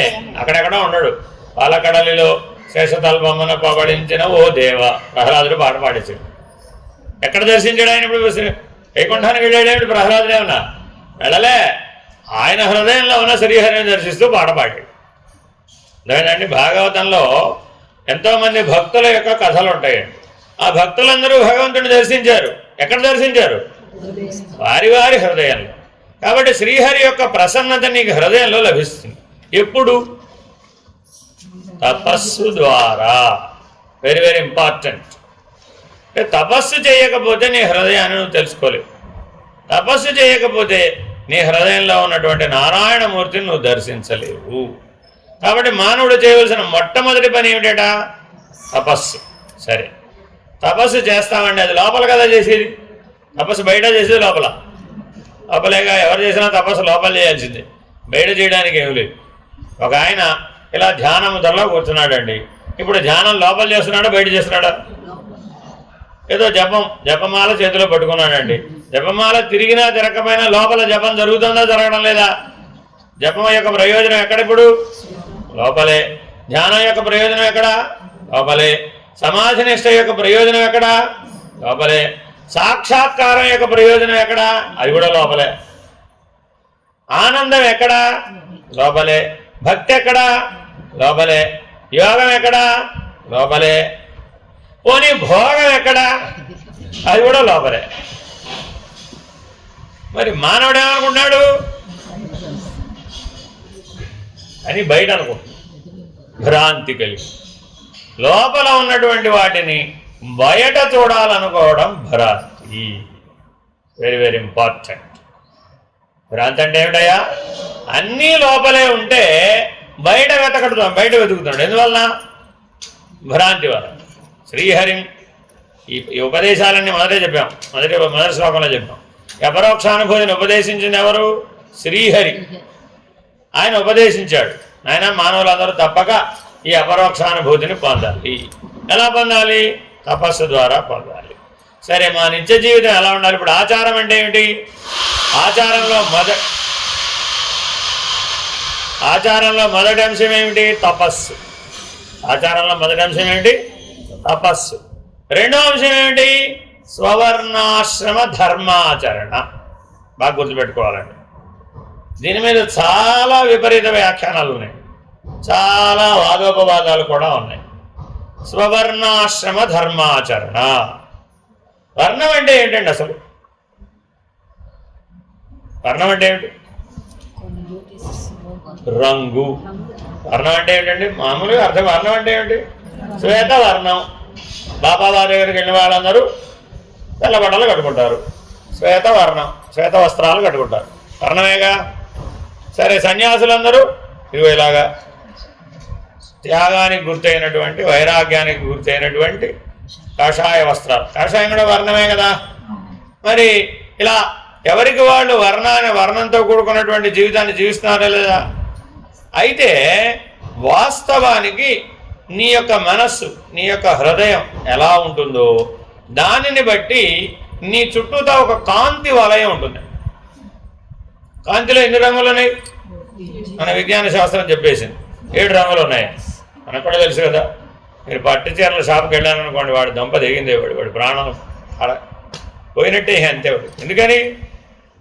మనకి ఇక్కడ ఏదో ఊహలో ఉంటుంది. విబ్జిఆర్ 7 రంగులు, సప్తవర్ణ శోభితమైనటువంటి పట్టు చీర కావాలి. లేకపోతే ఒక దాంట్లోనే 7 రంగులు కావాలి.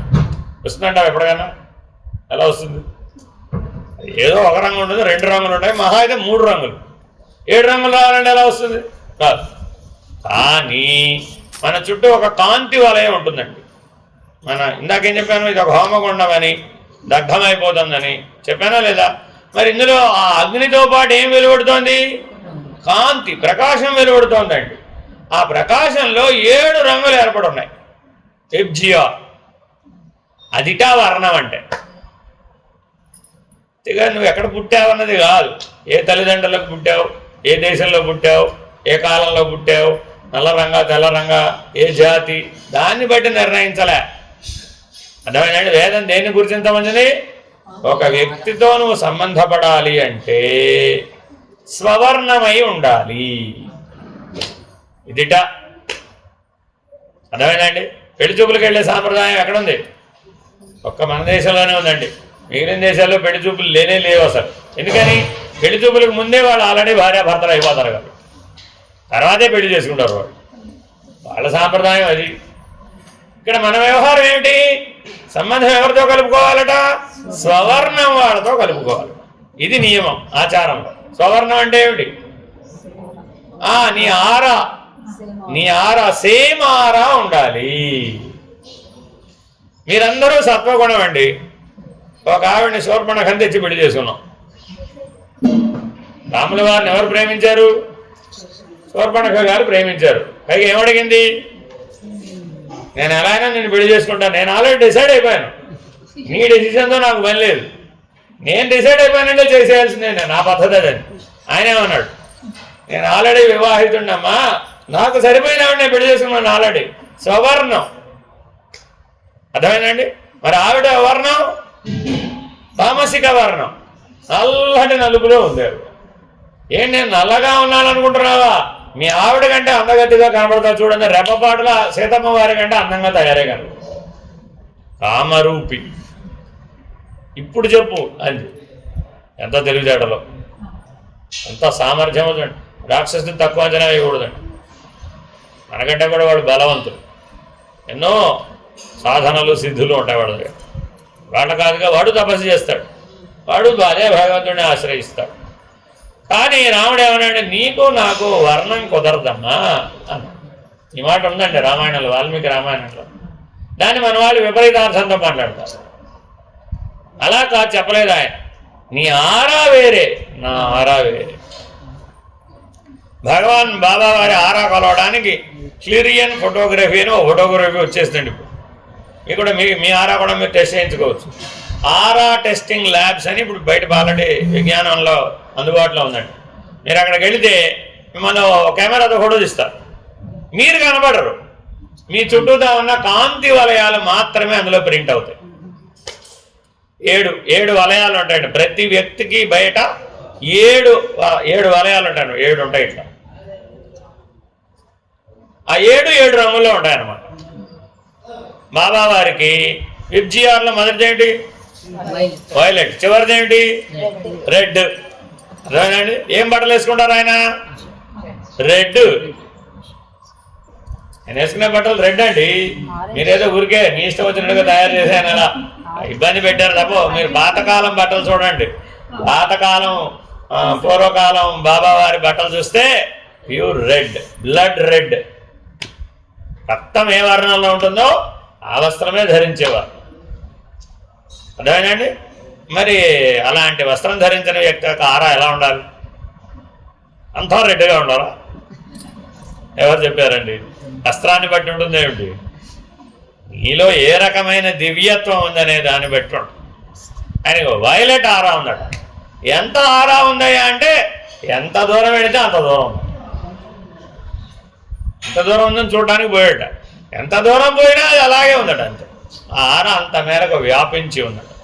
అందుకని భగవాన్ బాబా వారు ఏమంటారు? నా దర్శనానికి వచ్చిన వారందరికీ నేను ఒకటి ఇస్తాను. మీకు ఏమిస్తాను? ఈ వైలెట్ ఆరాని షేర్ చేస్తాను. నేను నా దగ్గర ఒకటి పొందొచ్చు. ఏమిటి? లడ్డూలు, చాక్లెట్లు, బిస్కెట్లు, లేదంటే ఇట్లా అని విభూతి, కొద్ది ఇట్లా అని బంగారం చేయను. అవన్నీ యూజ్లెస్. అవన్నీ సృష్టి. బాగా చెప్పారండి క్లియర్ కట్గా. మీకు సృష్టికర్త కావాలా? సృష్టి కావాలి. అయితే అప్పుడు మీకు చాక్లెట్లు, లడ్డూలు, విభూతే, అక్షతలు, బంగారం చైన్లు, వాచీలు, అలా ఎన్నెన్నో. సరే, వాటిలో భాగమే శివలింగాలు కూడా. కానీ వారి దగ్గర నిజంగా మనం పొందదగింది ఏమిటంటే దివ్యత్వం అనేటటువంటి వైలెట్ ఆరాని పొందవచ్చు. మనందరికీ ఒక ఛాలెంజ్ విసిరారండి ఆయన. నేను పిలిస్తే మీరు వచ్చారా? మీరు పిలిస్తే నేను వచ్చానా?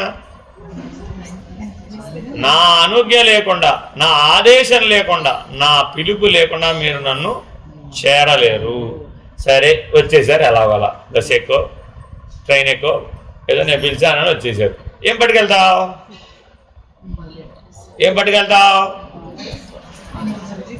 వచ్చేళ్ళామండి, బాబా గారి దగ్గరికి వెళ్ళొచ్చామండి. ఏం పట్టుకొచ్చారని అడుగుతారా లేదా మీ కుటుంబ సభ్యులు? ఏం చెప్తావు అప్పుడు? ఆ దివ్యత్వం పొందదగింది ఏమిటండి? దివ్యత్వం. మీరు దర్శనంలో ఉంటే మీ అందరికీ ఆ దివ్యత్వం అనేటటువంటి ఆరా, ఆ శక్తిని మీలో ప్రవేశపెడతాను. సరే, ఎంతసేపు ఉంటుంది నీ దగ్గర అది? మౌనంగా ఉన్నంతసేపే. ఆ నియమం కూడా వారే చెప్పారు. నువ్వు ఎంతసేపు మౌనంగా ఉంటే, ఎంతసేపు నీ స్వభావం పనిచేయకుండా ఉంటే అంతసేపు నువ్వు దైవీ లక్షణాలతో ఉంటావు, దివ్యత్వంతో ఉంటావు. ఆ అనుభవాన్ని పొందవచ్చు నువ్వు కూడా. నేనే దివ్యత్వానుభూతిని కలిగి ఉన్నాను, నీవు కూడా అదే దివ్యత్వాన్ని అనుభూతిగా పొందవచ్చు. మామూలుగా దివ్యత్వానుభూతిని పొందాలంటే స్థూల బంధాన్ని, సూక్ష్మ బంధాన్ని, కారణ బంధాన్ని విడిపించుకోవాలి. ఇంకేం పోవాలి? పొద్దున్న చెప్పా, ఏమేం పోవాలి? పాపము, శాపము, తాపము, కామము. ఈ 4 తొలగిపోతే కానీ దివ్యత్వం దాకా రాలేవు.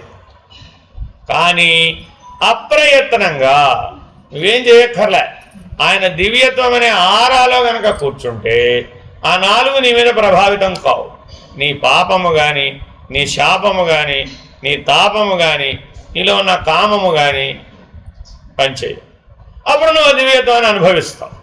అలా నిన్ను నేను మారుస్తాను, నీకు అనుభూతి కలిగేట్టు చేస్తాను. కానీ అది ఎంతసేపు ఉంటుంది నీ దగ్గర? నీ స్వభావం పని చేయకుండా ఉంటే. స్వభావం కారణ శరీరం. అర్థమైందండి? చాలా జాగ్రత్తగా ఆలోచించాలన్నమాట ఇది. ఎప్పుడైతే చూడండి, బాబా గారు అట్లా ఇంటర్వ్యూ రూమ్లోకి వెళ్ళగానే మొదలు క్యాంటీన్ టైం అయిపోతుంది. ఫస్ట్ చెప్పేది ఏంటి? Canteen time. లేదంటే కాంప్లెక్స్ మూసేస్తారు.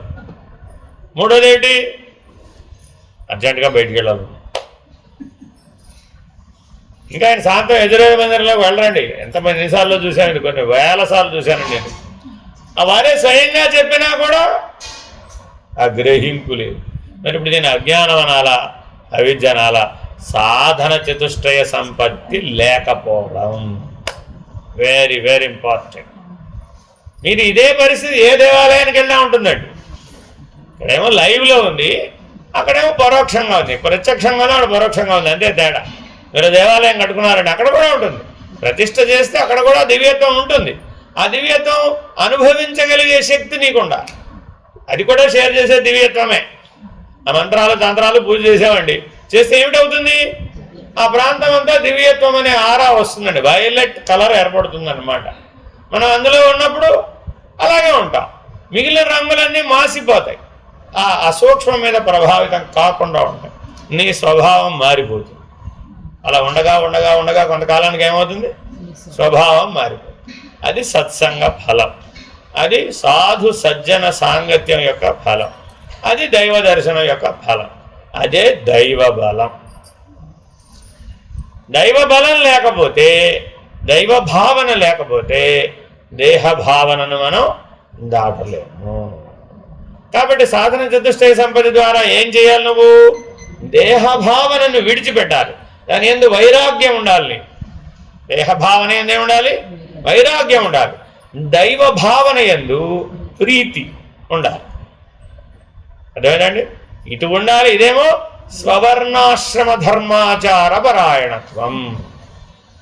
నేను దైవమే అయి ఉన్నాను అని తెలుసుకోవడమే వర్ణాశ్రమాచార ధర్మము. మిగిలిన పద్ధతుల్లో చెప్పలేదు.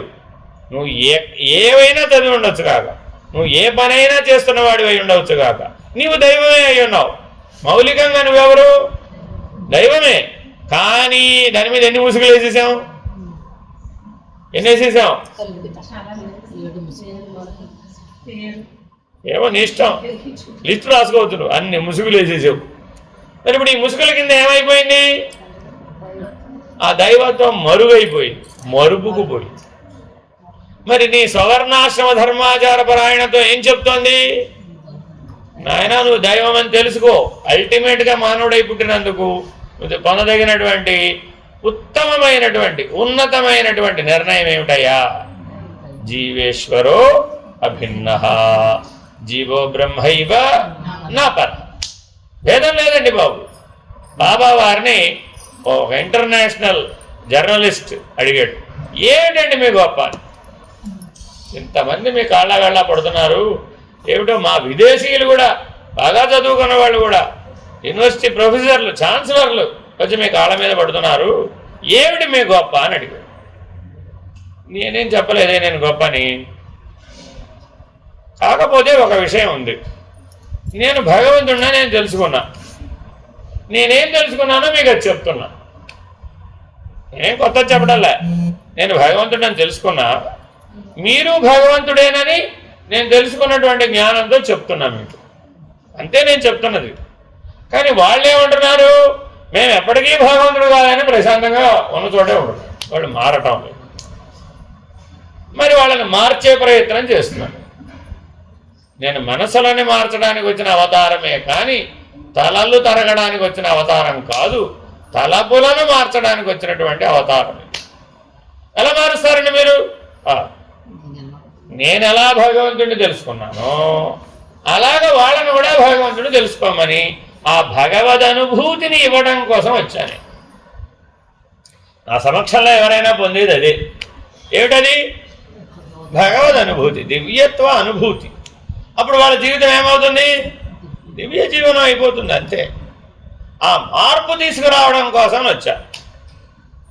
నువ్వు దేహసేవ చేయడం కోసం పుట్టానని అనుకుంటున్నావు. మన పొద్దున్న రాత్రి దాకా దేనికి సేవ చేస్తున్నావట? ఇగో దీనికే. కాళ్ళు నొప్పులు, కాళ్ళు నువ్వే నొక్కుకోవాలి, నువ్వే సేవ చేసుకోవాలి. నువ్వు నొక్కోపోతే మరొకరన్నా ఎక్స్పర్ట్ని పెట్టి నొక్కోవచ్చుకోవాలి. దేహసేవ. ఆకలి వేసిందండి, ఏం చేయాలి?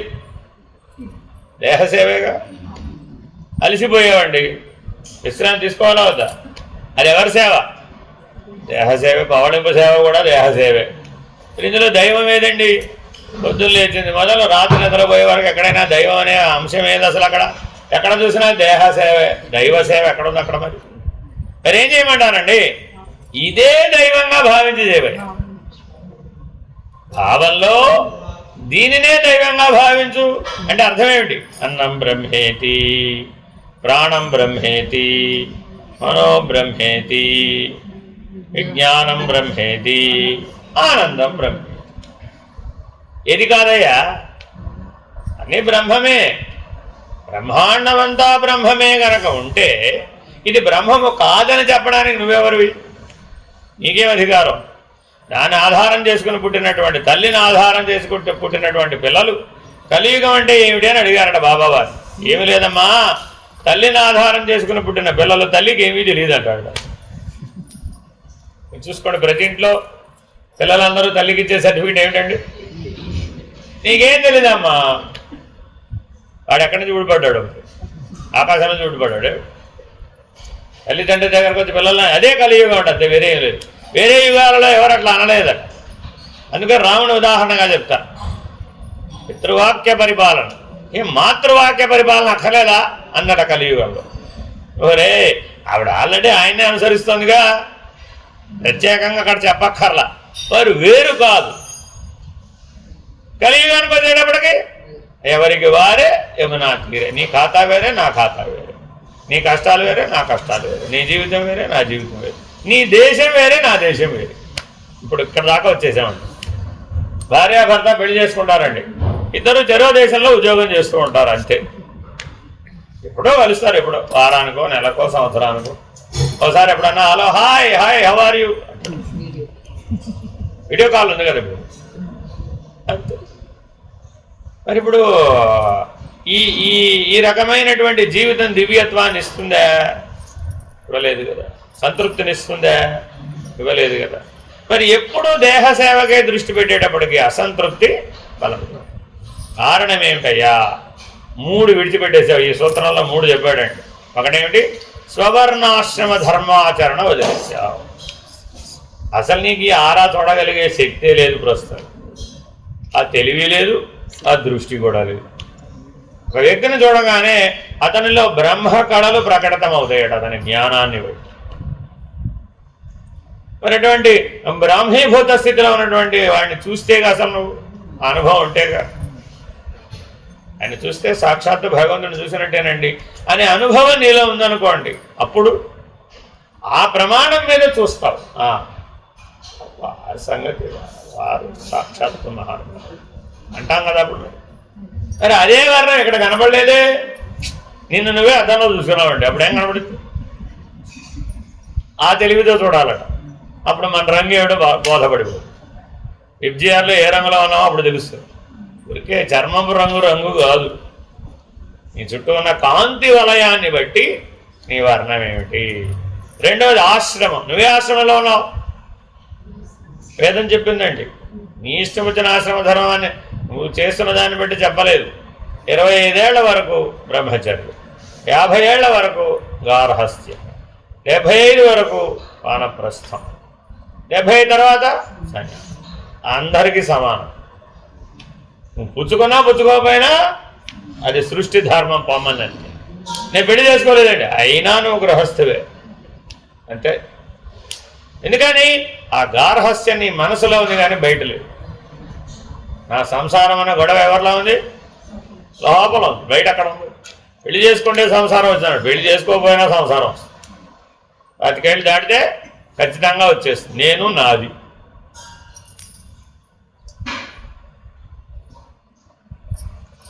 కలియుగంలో 2 ఏళ్ళు 3 ఏళ్ళకే వచ్చేస్తాడు సంసారం. ఎలాగో చెప్పండి. తల్లి 2 బిస్కెట్లు ఇస్తుందండి పిల్లవాడి. నాన్నకు ఒకటి పెట్టమ్మా అంట. నేను పెట్టను అంటాడు. వాళ్ళ నాన్నకే, తల్లిగా ఇచ్చింది, నాకు పెట్టరాడు, నేను పెట్టను. కలి యొక్క ప్రభావం ఇప్పుడు ఎప్పటి నుంచి ఉంది? 2 ఏళ్ళు 3 ఏళ్ళ వయసు నుంచారు. ఇప్పుడు వాడికి నేను నాది ఎవరు నేర్పాలి? ఎవరు నేర్పకండి. వాడి స్వభావ దోషం ఆల్రెడీ వచ్చేసింది వాడు. అర్థమైందండి? కాబట్టి చాలా జాగ్రత్తగా ఉండాలంట కలి ప్రభావంలో. అందుకని స్వర్ణాశ్రమ ధర్మాచరణ లోపమే కలియుగం, ఇంకేం లేదు. ఆ వర్ణాన్ని బట్టి ఆ యొక్క దివ్య శక్తిని బట్టి వాడు ఉండాలి, వాడు ఉండటం లేదు. ఆ దివ్య జీవనాన్ని జీవించాలి, జీవించడం లేదు. ఆ దివ్యానుభూతిలో వాడు ఉండాలి అని ప్రయత్నించడం లేదు. ఆ ధర్మం సృష్టి ధర్మానుసారం ఆశ్రమ నిర్వహణ చేయాలి, అలా చేయడం లేదు. బ్రహ్మచారి వానప్రస్థుడుగా ఉంటాడు, వానప్రస్థుడు గృహస్థుగా ఉంటాడు, గృహస్థు సన్యాసిగా ఉంటాడు, సన్యాసి గృహస్థుగా ఉంటాడు. చూడండి మీరు ఇప్పుడు కావాల్సి వస్తుంది. సన్యాసం పుచ్చుకున్నాను అంటాడండి, వెళ్ళి ఆశ్రమం కడతాడు, పక్కన ఒక స్కూల్ పెడతాడు, పక్కన వృద్ధాశ్రమం పెడతాడు, పక్కన ఇంకోటి ఏదో హాస్పిటల్ పెడతాడు. ఇలా తామర తంపరగా పెంచుకుంటూ పోయాడు. ఏమైంది? రోజు ₹1 వస్తే కానీ ఆశ్రమం నడవదు. ఇప్పుడు ఎవరు తేవాలి ఆ ₹1? స్వామీజీ, స్వామి లేవు, ఇవాళ వండటానికి లేవు, ఏం చేయాలి? ఇప్పుడైనా భవతి భిక్షాన్ దేహి మాత అన్న పూర్ణేశ్వరి అని ఎవరి దగ్గరకు వెళ్ళి బతిలాడి, ఒరే బాబు ఎవరా నాయన, ఎవరి మీదో ప్రభావితమై వాడి మనసు మీదో హృదయం మీదో సంకల్పవశాత్తు ఏదో రకంగా, ఒరే చేయరా బాబు, మంచి పని చేయరా నాయన, డబ్బు చాలా ఏడ్చింది కదా నీ కదా, ఆ ధనానికి సద్వినియోగం లేదుగా, మూలుగుతోంది కదా, ఆ మూలిగే ధనానికి అసలు ప్రపంచంలో ఖర్చు పెట్టు అని వాడిని మనసును మార్చి హృదయాన్ని మార్చి వాడి చేత ఆ సత్కార్యక్రమం సద్వినియోగం అయ్యేటట్లు చేయించడమే భవతి భిక్ష. లేకపోతే ఆయనకేం పని? ఇంతేనా కాదా? ఇవాళ సన్యాసులందరికీ ఇది పెద్ద ఉద్యోగం అయిపోయింది. అప్పుడు మరి దాని సన్యాసం అని అంటారంటే వేద విహితమైన సన్యాసం కాదు. వేదం చెప్పిన విధానం అట్లా కాదు, సమ్యక్ న్యాసం. ఎప్పుడూ భగవంతుడు నేను. సన్యాసం అంటే అర్థం ఏమిటి? సర్వదా భగవంతుడినే, వ్యవహారంతో నాకు నిమిత్తం లేదు అక్కడ అన్నవాడు సన్యాసి. వస్త్రాలు కట్టడం కాదు అక్కడ విషయం, అలా ఉండగలగడం. సర్వదా సర్వకాలేషు సర్వవ్యాపక సర్వసాక్షి. సన్యాసం అంటే ఏం చెప్పిందండి? 4 లక్షణాలు చెప్పింది. సర్వదా సర్వకాలేషు సర్వవ్యాపక సర్వసాక్షి ఇది సన్యాస.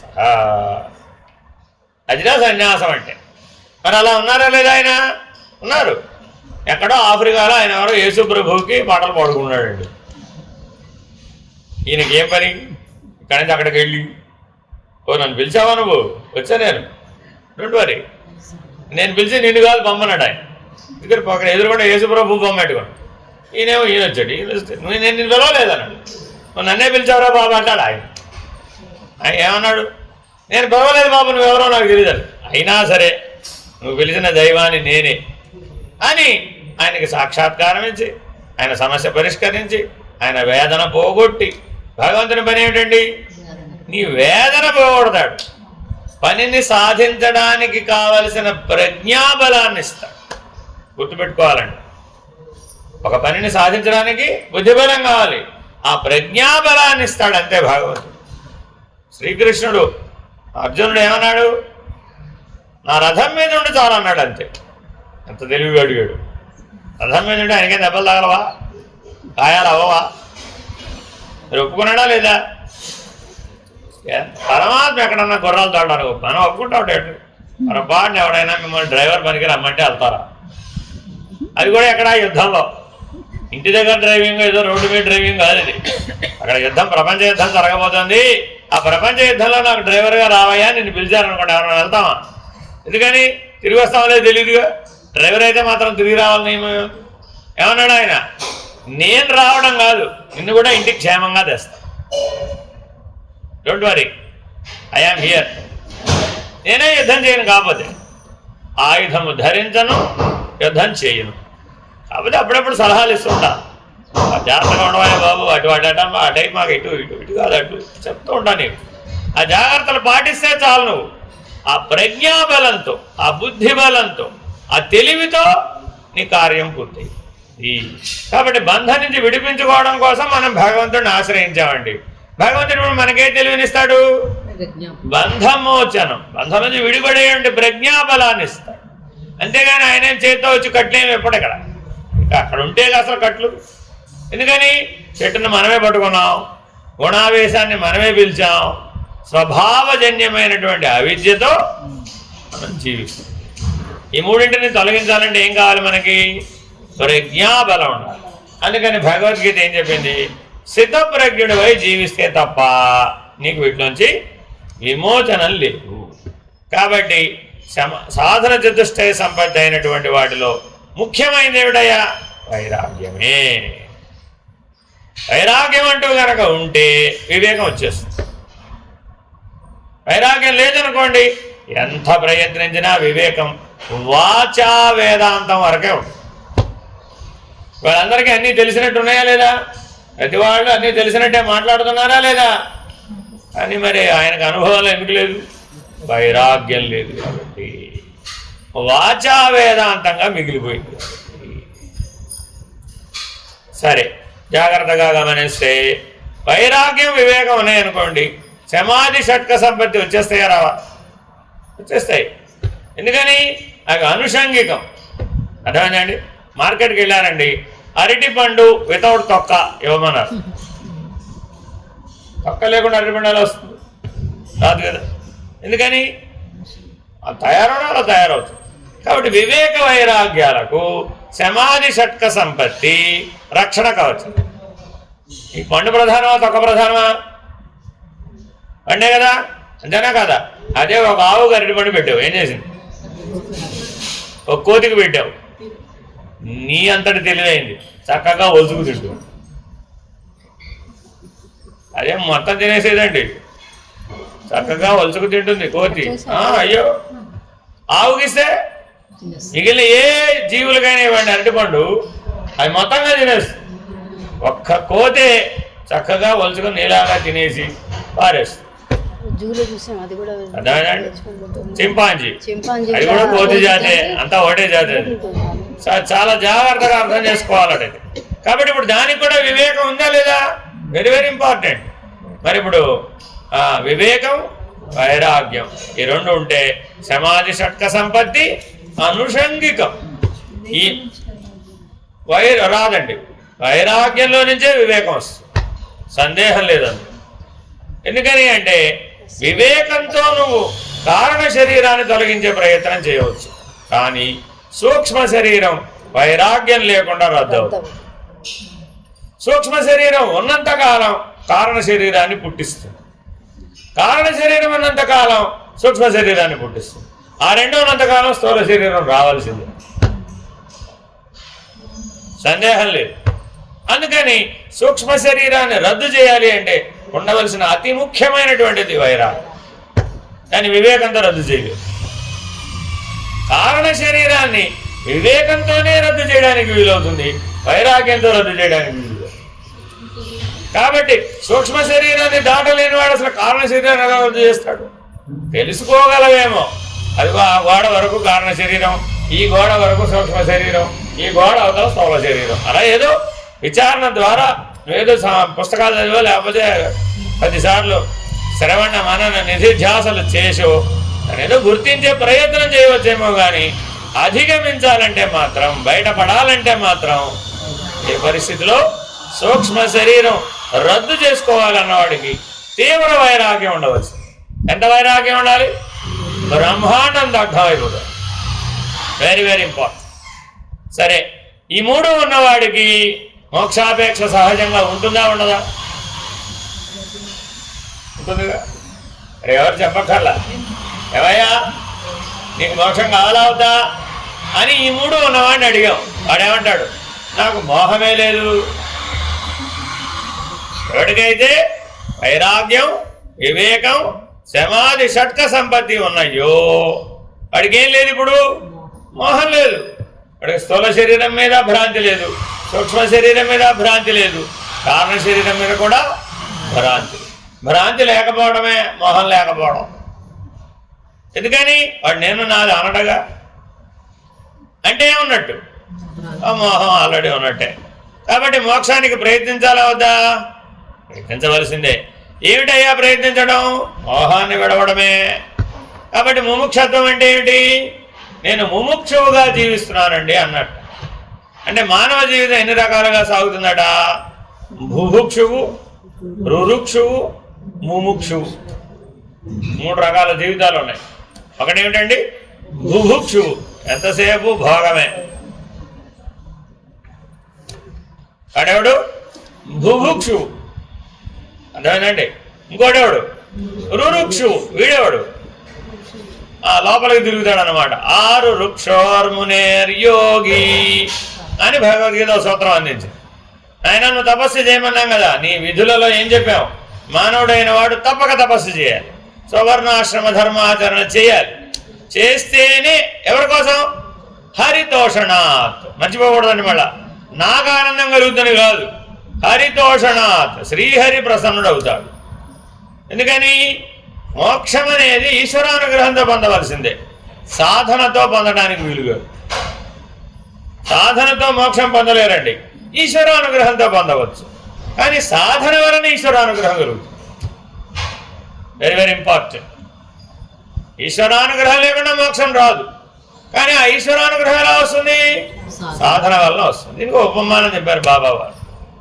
మీ పిల్లలు మీరు చెప్పినట్టుగా విన్నారండి ఆజీవన పర్యంతం. మీరున్నంతకాలం మీ పిల్లలు మీ మాట విన్నారు, చక్కగా ఏం చెప్పినా ఆచరించారు. వాళ్ళ ఎడల నీకు ఎటువంటి భావన ఉంటుంది? అదే అనుగ్రహం అంటే. అనుగ్రహం అంటే ఏమిటి? అదే అనుగ్రహం అంటే వాళ్ళ ఎడల నీకు ఎప్పుడు ప్రసన్న భావమే ఉంటుంది, అంతే. విపరీత భావన ఉండదు అక్కడ. ఎందుకని? అంటే నన్ను అనుసరించి జీవిస్తున్నాడు, నీ విలువను గుర్తించాడు, నీ దివ్యత్వాన్ని గుర్తించాడు. మాతృదేవో భవ, పితృదేవో భవ, ఆచార్య దేవో భవ. ఇప్పుడు వాడు నీ ఎడల ప్రసన్నం కాకపోవడానికి వేరే అవకాశం ఉందా? అసలు లేనే లేదు. నీవే దైవం అంటే ఇంక అంతకుమించి నువ్వే ఉన్నతమైన పదవి ఏమిస్తావు? దైవం కంటే అవతల లేదు ఏ పదవి. మీరు ఇంద్రుడు చంద్రుడు ఎన్నైనా చెప్పవచ్చు, నీవే భగవంతుడని ఆశ్రయించడం కంటే వేరే ఉన్నతమైనటువంటి స్థితి లేనే లేదు. కాబట్టి వారి ఎడలు ఎలా ఉంటాడప్పుడు ఆయన? భగవంతుని లక్షణం ఏమిటి? సదా ప్రసన్న. అంతే. శిశుపాలుని సంహరించేటప్పుడు కూడా పరమాత్మ ప్రసన్నుడుగా సంహరించాడు. అదేంటంటే తల తీయడం కూడా నవ్వుతూ తీస్తాడా అని అర్థమా? కాదు. మరి వాళ్ళ యొక్క తమో గుణాన్ని మరి మార్చాలంటే మరి ఏం చేయాలి? ప్రసన్నతే. ఆయుధాన్ని ఉపయోగించినప్పుడు కూడా ప్రసన్నతే.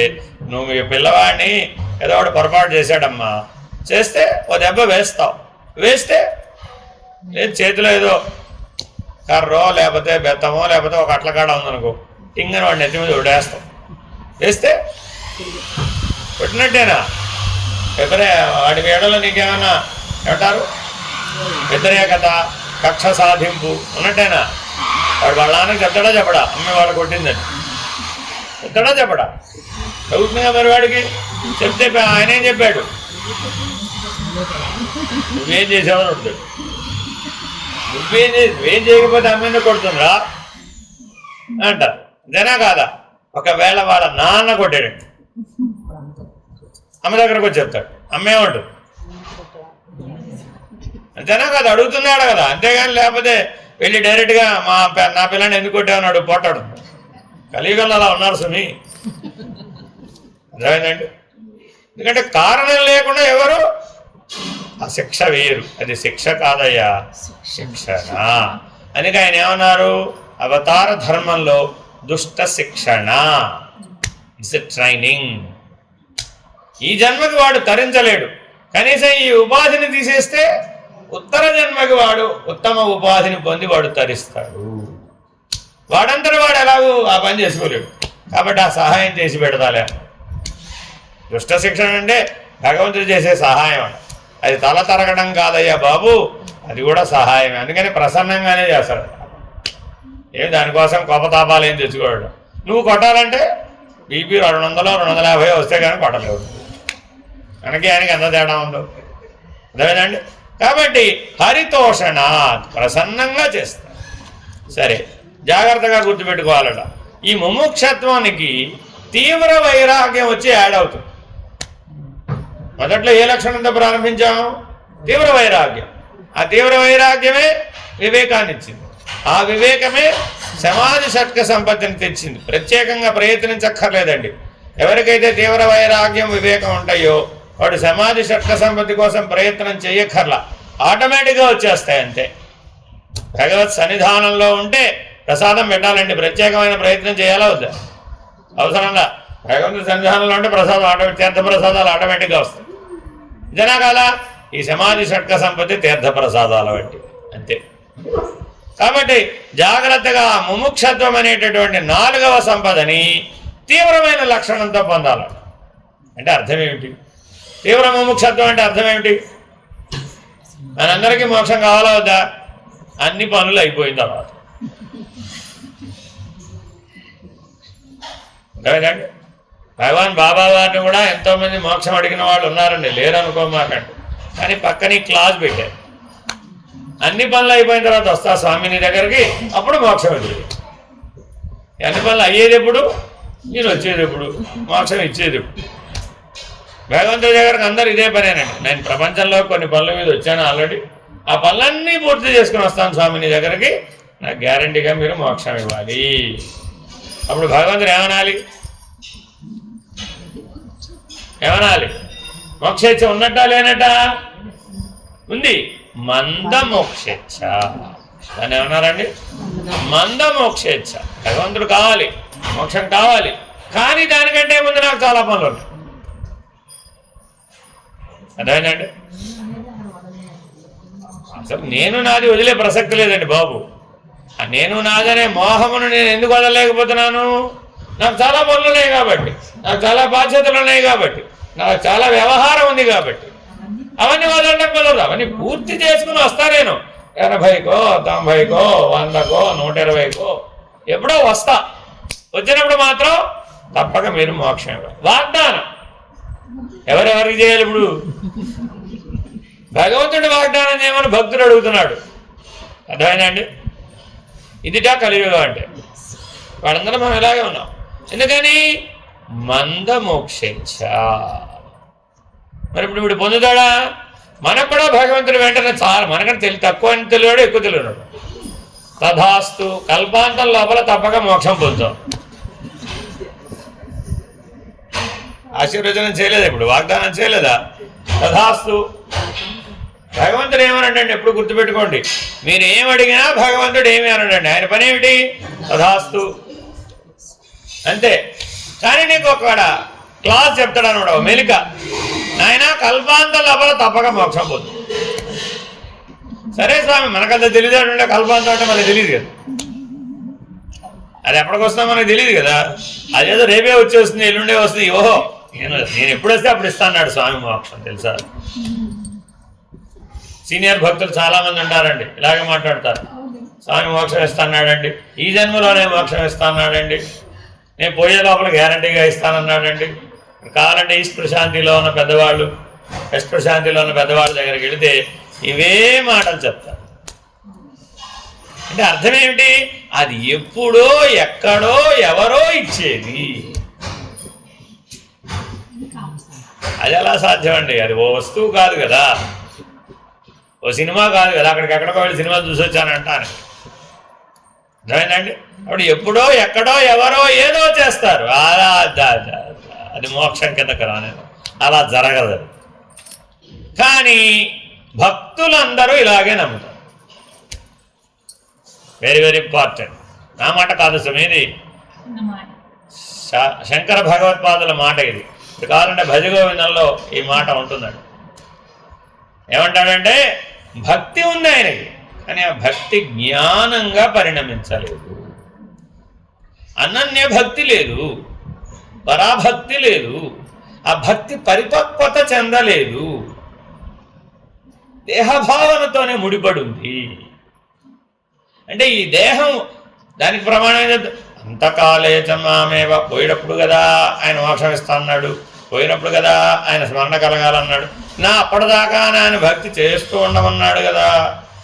ఇప్పుడు మోక్షం ఎప్పుడు ఇవ్వాలి? ఆఖరి శ్వాసలో ఇవ్వాలి, లేదా పోయిన తర్వాత ఇవ్వాలి. పోయిన తర్వాత ఎవరికి ఇవ్వాలి? ఎవరికి ఇవ్వాలండి? పోనీ ఆఖరి శ్వాసలో ఇవ్వాలి. అదేలాగా నీకు తెలియదు, ఒకవేళ తెలిసిన ఆ సమయాన్ని నీకు భగవత్ స్మరణ కలుగుతుందో లేదో. కాబట్టి ఈ వాయిదాల వరాలయల వల్ల అయ్యే పని కాదు. ఎందుకని? భక్తి వలన పరిపక్వత కదా రావాల్సింది, శరణాగతి కదా రావాల్సింది. అది సర్వస్వ శరణాగతి అయి ఉండాలి కదా, అది అనన్య భక్తి అయి ఉండాలి కదా, ఇతరత్ర ఏ కోరికలు లేనటువంటి స్థితి అయి ఉండాలి. You and I are one అని భగవంతుడు అనాలా, నువ్వు అనాలా? నువ్వు అనాలా, భగవంతుడు అనాలా? వాస్తవానికి భగవంతుడు అనాలి, కానీ మనం అలా అంటే మనం అలా ఉండాలి కదా. My life is my message అంటూనే వారే అన్నారు, your life is also my life. నిన్ను చూస్తే నన్ను చూసినట్టుగానే ఉండాలి. అప్పుడు ఎలా ఉన్నావు? నీకు నాకు భేదం లేదు. ఎవరు చెప్పడం ఎందుకు? నీకే అర్థమైపోతుంది. లేదా అథవా ఎవరైనా చూశారండి, అయ్యో ఆయన చూస్తే బాబా గారిని చూసినట్టేనండి, ఆయనకి ఏం భేదం లేదండి అంటున్నాడా లేదా? ఎందుకని వాడికి ఆ దివ్యానుభూతి, భగవద్ అనుభూతి ఇవ్వగలిగేవాడు. భగవంతుడు ఏమిస్తాడు? భగవద్ అనుభూతినే ఇస్తాను, ఆ దివ్యానుభూతినే ఇస్తాను. అదే నువ్వు కూడా ఇవ్వచ్చు కదా. ఆయన సశరీరంగా అన్నేళ్ల పాటు ఉండి అందరికీ ఏది పంచాడో నువ్వు కూడా సశరీరంగానే ఉన్నావుగా, అలాగే నువ్వు కూడా దివ్యానుభూతిని పంచు. ఏ దివ్యానుభూతిని భగవంతుడి దగ్గర నువ్వు పొందావో ఆ దివ్యానుభూతిని ఇతరులకు కూడా ఇవ్వవయ్యా. అప్పుడు నీకు మోక్షం ఇప్పుడు రాలేదా? మోహక్షయం అవ్వలేదా? దివ్యానుభూతిలో మోహమే లేదు కదా. దైవానికి మోహం ఎక్కడుంది? లేదు.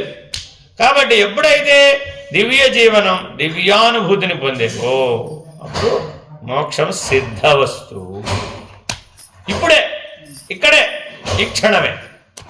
మోక్షం అంటే ఏంటి? ఇప్పుడే, ఇక్కడే, ఈ క్షణమే అని తీవ్ర మోక్షేచ్ఛ అంటారు. మీరు బాబావారి దర్శనానికి వెళ్ళిన వాళ్ళని గమనిస్తే కొంతమంది ఏడుస్తుంటారు, కళ్ళమని నీళ్ళు ధారలు ధారలు ధారలు కారిపోతూ ఉంటాయి. ఎందుకు ఏడుస్తున్నావు అని అడగండి వాళ్ళని. కారణం ఉండదండి, అకారణ దుఃఖం. సరాసరి బాబా గారినే అడిగేసాం, మనంతా అదే కదా డైరెక్ట్.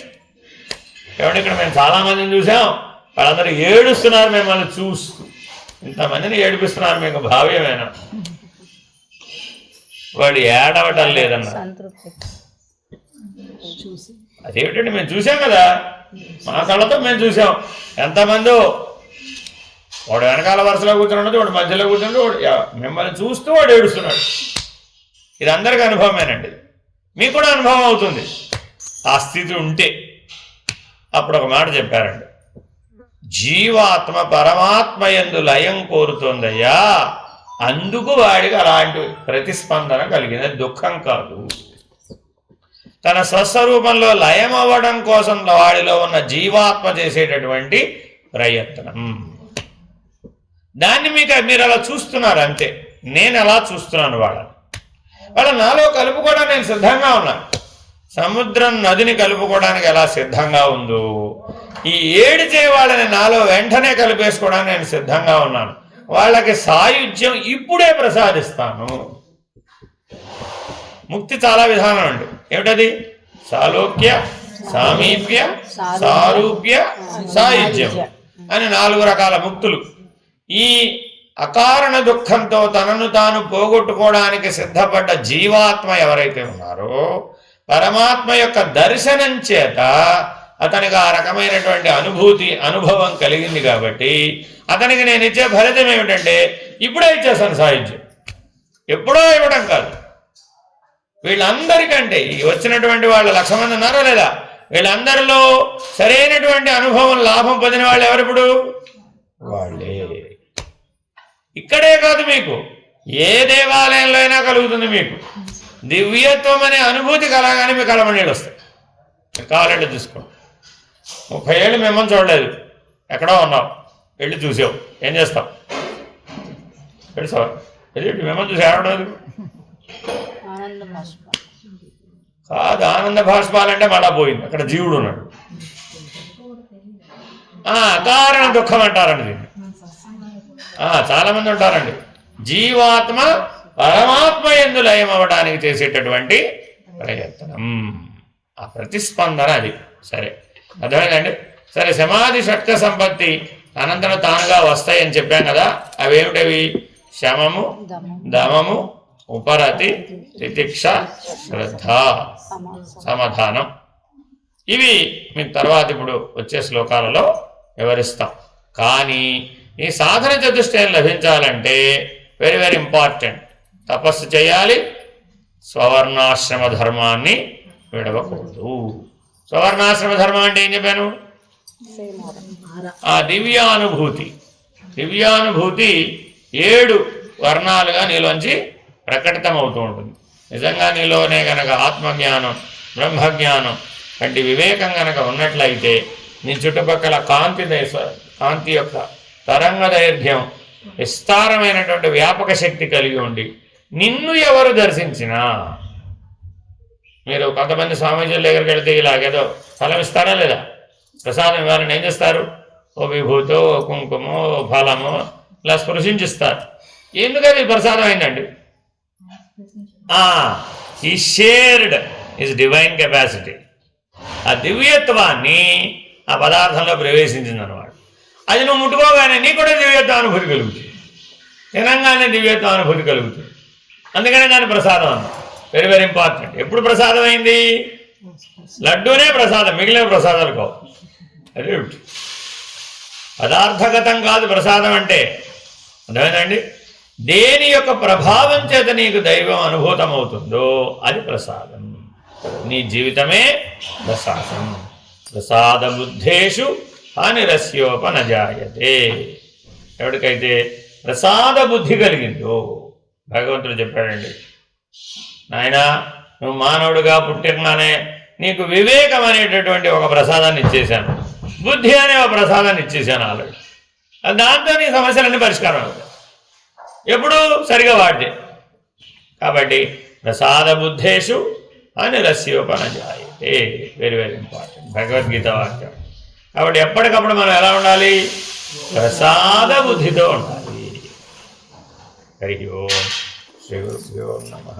పూర్ణమద పూర్ణమిదం పూర్ణాత్ పూర్ణముదచ్యతే పూర్ణస్య పూర్ణమాదాయ పూర్ణమేవావశిష్యతే. ఓం తత్సత్. ఓం శాంతి శాంతి శాంతి. హరి ఓం శ్రీ గురుభ్యో నమః. హరి ఓం. నారాయణ.